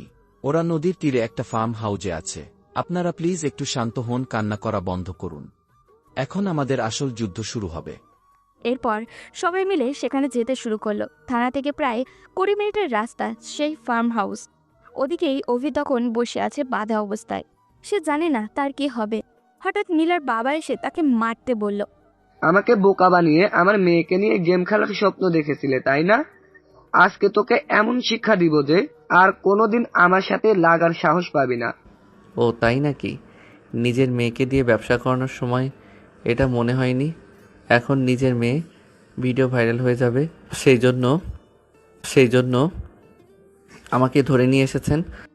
তোর কত বড় সাহস, তুই আমার মেয়েকে নিয়ে ওরকম বাজে কথা বলছিস? একবার শুধু ফোনটা আমাদের হাতে আসতে দে, এরপর তোকে একদম টুকরো টুকরো করে ফেলবো। বাবা, তুমি একটু অপেক্ষা করো। নিজের মৃত্যুর আগে এরকম কথা মানুষ বলে? ও পাগল হয়ে আছে। আমি পাগল হইনি নীলা, তোমরা পাগল হয়েছো। তোমরা ভুল করেছো সেটা না স্বীকার করে আমার পিছনে লেগে আছো। স্যার, আপনারা এই ছেলের সাথে এত কথা বলছেন কেন? আপনারা সরুন, আমি ওকে জমের বাড়ি পাঠিয়ে দিব। আরে রাফি, তুমি কোনো চিন্তা করো না। এই ছেলেটা হয়তো মৃত্যুর ভয়ের কারণে মাথায় সবকিছু একদম তিলে হয়ে গেছে, তাই এসব আজে বাজে কথা বলছে। অভি তাদের সাথে তর্ক করে শুধু সময় বাড়াচ্ছিল। তার বিশ্বাস তাকে এখান থেকে বাঁচাতে কেউ না কেউ তো আসবেই। কিন্তু এভাবে বসে থাকতে থাকতে প্রায় আধা ঘন্টা পার হয়ে গেল। তখন নীলা বলল, এতক্ষণে তো আমার লোক ফোনটা নিয়ে আসার কথা, এখনো আমাদের কাছে কল করছে না কেন? তাহলে কি শুভ ফোনটা নিয়ে আসেনি? ম্যাম, অপেক্ষা করে কোনো লাভ নেই, আমি ছেলেটাকে মেরে ফেলি, এরপর আপনারা যেটা খুশি সেটা করেন। অভির মনে মনে ভয় হতে শুরু করলো, কিন্তু সেটা তাদের সামনে প্রকাশ করলো না। তার কিছু একটা বলতে যাবে এর আগেই বাইরে গাড়ি এসে থামলো। তখন নীলা অভির দিকে তাকিয়ে বলল, ও তাহলে তোকে বাঁচানোর জন্য এখানে চলে এসেছে। আজকে এখান থেকে তোকে কেউ বাঁচিয়ে নিয়ে যেতে পারবে না। আমাকে মারবি তাই না? তোর কত সাহস হয়েছে সেটা আমিও দেখতে চাই। মিম তখন পুলিশ সহ সবাইকে নিয়ে ভিতরে ঢুকলো। ভিতরে ঢুকতেই দেখে কয়েকজন লোক অভির মাথার কাছে বন্দুক ধরে আছে। এটা দেখার পর মিম কান্না করতে শুরু করলো। অভি তখন মিমের দিকে তাকিয়ে বলল, মিম, কান্না করো না প্লিজ, আমার কিছুই হবে না। তোমরা চলে এসেছো, এখন আমার আর কিছুই হবে না। নিজেকে একটু শক্ত করো। কিন্তু মিম কান্না করেই যাচ্ছে। তখন পুলিশ অফিসার নীলার দিকে তাকিয়ে বলল, এই তোমরা অবিকে ছেড়ে দাও, না হলে কিন্তু একদম ফাঁসির দড়িতে ঝুলতে হবে। অফিসার, সতর্ক করে দিচ্ছি, আমাদের বিরুদ্ধে কিছু করার চেষ্টা করলে কিন্তু এই ছেলেটাকে একদম শেষ করে দিব। ছেলেটাকে যদি বাঁচাতে চাও তাহলে এখান থেকে চলে যাও। এই ছেলেটাকে শাস্তি পেতেই হবে, ও আমার মেয়ের বিরুদ্ধে ষড়যন্ত্র করেছে। তোমার মেয়ের বিরুদ্ধে এরা ষড়যন্ত্র করেনি, উল্টো তোমার মেয়ে ছেলেদের পিছনে ঘুরে তাদের কাছ থেকে টাকা খেয়ে বেড়াচ্ছিল। তাই যেটা বলছি সেটা করো। তোমার মেয়েকে বলো ওখান থেকে সরে আসতে। ওই অফিসার, তুই কি আমাকে চিনিস না? আমার সামনে দাঁড়িয়ে আমার ক্লায়েন্টকে এভাবে হুমকি দেওয়ার অধিকার তোকে কে দিল? তুই তো জেল থেকে পালিয়ে এসেছিলি তাই না? পালিয়েছিলি ভালো কথা, নিজে থেকে আবার মরতে আসলি কেন? আজ তোকে ধরে নিয়ে গিয়ে ফাঁসির দড়িতে ঝুলাবো। অফিসার যখন রাফির সাথে তর্ক করতে তখন অভি শুভকে চোখের ইশারায় বলল পিছন দিকে আসতে। তখন শুভ আস্তে আস্তে পিছন দিকে চলে আসলো। পিছনে এসে হঠাৎ করে সে অভি যে চেয়ারে বসা ছিল সেই চেয়ারে উল্টে দিল। চেয়ারটা উল্টে যাওয়ার পর সব লোক এদিক ওদিক গুলি করতে শুরু করলো। তখন পুলিশ অফিসাররাও দ্রুত পুরো জায়গাটা নিয়ন্ত্রণে নিয়ে নিল। রাফির পায়ে গুলি খেয়ে ছটফট করছিল। তখন সেই অফিসার রাফির হাতে হাতকড়া পরাতে পরাতে বলল, এতক্ষণ খুব বড় বড় কথা বলছিলি তাই না? এবার দেখ টাকা নিয়ে মানুষকে খুন করলে তার শাস্তি কিরকম হয়। এরপর অফিসার ওদের সব বাইকে ধরল। নীলার বাবা তখন অভির দিকে তাকিয়ে বলল, অভি, আমাকে ক্ষমা করে দাও। আমি আর এই কাজ কোনোদিন করব না। আমাকে ছেড়ে দিতে বলো প্লিজ। কেন এতক্ষণ তো অনেক বড় বড় কথা বলছিলেন, আমাকে মেরে ফেলবেন, এই করবেন সেই করবেন, এখন আপনার এত পাওয়ার কোথায় গেল? তখন তারা সবাই কান্না করতে শুরু করলো। কিন্তু অভি তাদের দিকে ফিরেও তাকালো না। সে শুভর কাছ থেকে ফোনটা নিয়ে নীলার কাছে চলে গেল। এরপর ফোনটা নীলার হাতে দিয়ে বলল, এই ফোনের আমার কোনো প্রয়োজন নেই। আমি তোমাকে এতদিন শুধু ভয় দেখাচ্ছিলাম। আমি কোনোদিনও কোনো মেয়ের অসম্মান হতে দিব না, এটা বিশ্বাস রাখতে পারো। নীলা ফোনটা হাতে নিয়ে অভির দিকে অবাক হয়ে তাকালো। পুলিশ অফিসার তখন সবাইকে ধরে গাড়িতে তুলতে যাবে। তখন অভি অফিসারের কাছে গিয়ে বলল, স্যার, ওনাদের বিরুদ্ধে আমার কোনো অভিযোগ নেই। ওনারা ওনাদের সম্মান বাঁচানোর জন্য এই কাজ করেছিলেন, তাই ওদের ছেড়ে দিয়ে এই অপরাধীদেরকে ধরে নিয়ে যান। এরা টাকার কারণে মানুষকে খুন করে। এটা কি বলছেন মিস্টার অভি? যদি ওদেরকে ছেড়ে দেই তাহলে আবার আপনার উপর বিপদ আসতে পারে, তাই ওদেরকে ধরে নিয়ে যাওয়াটাই উত্তম। আমার মনে হয় না আজকে যে শিক্ষা পেয়েছে এরপরে তারা এই কাজ কোনোদিন করবে। তাই আমি চাই ওদেরকে একটা সুযোগ দিতে। অভির কথা শুনে নীলা কান্না করে দিল। অভি তখন নীলার বাবার কাছে গিয়ে বলল, আঙ্কেল, আপনি আমার বাবার বয়সী। আপনার মেয়ে যেটা করেছে সেটা খুব বড় একটা অন্যায় করেছে। এরপরও আমি আপনাদের বিরুদ্ধে কোনো অভিযোগ করব না। আপনারা যেটা করেছেন সেটা হয়তো নিজেদের সম্মান বাঁচানোর জন্য করেছেন, তাই আপনাদেরকে আমি ক্ষমা করে দিলাম। আর আমার পরিবারের সবাইও আপনাদেরকে ক্ষমা করে দিয়েছে। আপনারা এখান থেকে চলে যান, আর নীলাকে সাবধানে রাখবেন। আমরা থানা থেকে মামলা তুলে নিব। এই কথা শোনার পর নীলার বাবা অভির কাছে এসে মাথায় হাত বুলিয়ে দিলেন। তিনি নিজের ভুল বুঝতে পেরেছেন। অভির হাত ধরে নীলার বাবা বলল, সত্যি বাবা, তোমার সাথে আমরা যেটা করেছি সেটা খুব অন্যায় করেছি। তুমি আমাদের চোখ খুলে দিয়েছো। আজ থেকে আমি কথা দিচ্ছি আর কোনোদিন কোনো অন্যায় কাজ করব না। আমার মেয়েকে আমি একটা ভালো ছেলে দেখে বিয়ে দিয়ে দিব। এরপর তারা দুইজন সেখান থেকে চলে গেল। এসব দেখে অভির পরিবারের লোকজন অভির দিকে তাকিয়ে আছে অবাক হয়ে। তারা হয়তো বিশ্বাসই করতে পারছেন না অভির এমন ব্যবহার। অভির বাবা তখন তার কাছে এসে জড়িয়ে ধরে বলল, আমি আজ তোকে গর্বিত বাবা। আমি এতদিন ভাবতাম আমার ছেলে ভালো মানুষ হয়নি, কিন্তু আমি আজ বুঝতে পারছি আমার ছেলে একটা আদর্শ মানুষ হয়েছে। আর অফিসার, আপনাদেরকে অসংখ্য ধন্যবাদ আমার ছেলেকে বাঁচানোর জন্য। আপনারা যদি না থাকতেন তাহলে আজকে আমার ছেলেকে বাঁচাতে পারতাম না। আপনাদের কৃতজ্ঞতা প্রকাশ করার ভাষা আমার কাছে নেই। কি বলছেন মিস্টার রফিক চৌধুরী? এটা আমাদের দায়িত্ব। তবে আজকে মিস্টার অভি যেটা করল সেটা সত্যিই মানুষের কাছে চিরস্মরণীয় হয়ে থাকবে। এরকম মানুষ পৃথিবীতে হয় না। মিস্টার অভি, আপনি জীবনে অনেক সুখী হন, এটাই চাওয়া। বলে রাফি এবং তার সাথে থাকা লোকটাকে নিয়ে পুলিশ চলে গেল। অভি তখন বাড়ির সবাইকে নিয়ে চলে আসলো বাসায় আসার পর সবাই একসাথে মিম আর অভির বিয়ের দিন ঠিক করলো। এরই মধ্যে অভি দেখলো মিম তার দিকে মন খারাপ করে তাকিয়ে আছে। হয়তো অনেক বেশি ভয় পেয়ে গিয়েছিল সেই জন্য। অভি কিছুক্ষণ তার বাবা মার সাথে কথা বলে রুমে আসলো। ফ্রেশ হয়ে মিমের রুমে ঢুকে দরজা বন্ধ করে দিল। অভিকে দেখে মিম দৌড়ে এসে তাকে জড়িয়ে ধরে বলল, তুই কেন এমনটা করলি? আমি কতটা ভয় পেয়ে গিয়েছিলাম। আজকে যদি তোর কোনো ক্ষতি হয়ে যেত তাহলে আমি কিভাবে বাঁচতাম? আমি তোকে খুব ভালোবাসি অভি। আচ্ছা বাবা, আমি বুঝতে পেরেছি তুমি ভয় পেয়ে গিয়েছিলে। আমি তো এখন ঠিক আছি, আর এখন থেকে তুমি আমাকে তুমি বলে ডাকবে। কয়েকদিন পর তো আমাদের বিয়ে। মিম অভির কথা শোনার পর বেশ লজ্জা পেয়ে গেল। অভি তখন মিমের গাল চেপে ধরে বলল, ওরে আমার লজ্জাবতী বউরে, তোমাকে দেখে তো আমি পাগল হয়ে যাচ্ছি। আচ্ছা ঠিক আছে, এখন থেকে আমি তুমি বলার চেষ্টা করব, কিন্তু অনেক দিনের অভ্যাস, হয়তো একটু সময় লাগবে। অভি তখন নীলকে জড়িয়ে ধরল। এরপরের দিন অভি চলে গেল অফিসে। তার বাবা আর বড় আব্বুর সাথে অফিসের সব কিছু দেখে নিল। এখন থেকে সে অফিসে বসবে, সাথে পড়াশোনাটাও চালাবে। দেখতে দেখতে প্রায় 8 দিন কেটে গেল। আজকে অভি আর মিমের বিয়ে। বিয়েতে মেয়েরা সাধারণত কান্না করে, কিন্তু মিম অভির দিকে কেমন জানি করে তাকাচ্ছিল। অভির ভয় ভয় করছিল। বিয়ে শেষে মিমের বাবা অভির কাছে আসলো।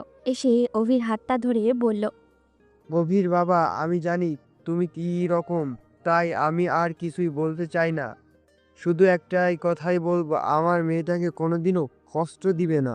আরে শ্বশুর মশাই, এমনভাবে বলছেন যেন আপনার মেয়ে আপনার বাড়ি থেকে চলে যাচ্ছে। আপনার মেয়ে তো এখানেই থাকবে। প্রত্যেক দিন সকালে ঘুম থেকে ওঠার পরেই তো আপনার মেয়েকে দেখতে পাবেন। মনে হচ্ছে যেন আপনার মেয়েকে নিয়ে পালিয়ে যাচ্ছি। এই কথা শোনার পর সবাই হেসে উঠল। অভি তখন তাদের দিকে তাকিয়ে বলল, এভাবে হাসাহাসি করার কি আছে? আমি আমার বড় আব্বুকে শ্বশুর মশাই বলে ডাকবো। বড় আব্বু হচ্ছে সকালে আমার শ্বশুর মশাই, আর রাতে আমার বড় আব্বু। একসাথে দুই সম্পর্ক হলে আমার কি করার আছে? এরপর তারা দুজন সবার সাথে আরও কিছুক্ষণ আড্ডা দিল। অভি আস্তে আস্তে বাসর ঘরে ঢুকলো। বাসর ঘরে ঢুকতেই মিম এগিয়ে এসে সালাম করলো।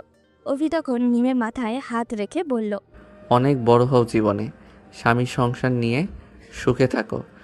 মিম অভিকে সালাম করতে গিয়ে অভির মুখে এই রকম কথা শুনে বেশ রেগে গেল। উঠে সোজা অভির গলা চেপে ধরে বলল, আরেকদিন যদি এরকম ফাজলামি করার চেষ্টা করিস তাহলে কিন্তু একদম মেরে ফেলবো। এই কয়েকদিন তো একদম ভালো ছিলি, আবার ফাজিল হয়ে গেছিস তাই না? আজ থেকে একদম ভালো হয়ে যেতে হবে। জো হুকুম মহারানী, আপনি যেভাবে বলবেন ঠিক সেভাবেই চলবো। এখন থেকে তো আমি একটা ঝামেলায় ফেসে গেলাম। বউ হয়ে গেলে না হলে তো আমি কত মেয়েদের সাথে আড্ডা দিতে পারতাম। এই কথা বলার পর অভি মিমের চোখে জল দেখতে পেল। অভি তখন হেসে মিমকে জড়িয়ে ধরে বলল, আর আমি তো একটু মজা করছিলাম, এর মধ্যেই তুমি কান্না করে দিলে। আমার সাথে যদি আরেকদিন এসব মজা করার চেষ্টা করিস তাহলে কিন্তু আমি আর এই বাড়িতে থাকবো না। অভি তখন মিমকে শক্ত করে নিজের সাথে জড়িয়ে ধরল। তাদের ভালোবাসা এভাবেই চলতে থাকুক। আজ এই পর্যন্ত, দেখা হবে পরবর্তী কোনো গল্পতে। সেই পর্যন্ত সবাই ভালো থাকবেন এবং সুস্থ থাকবেন। আল্লাহ হাফিজ।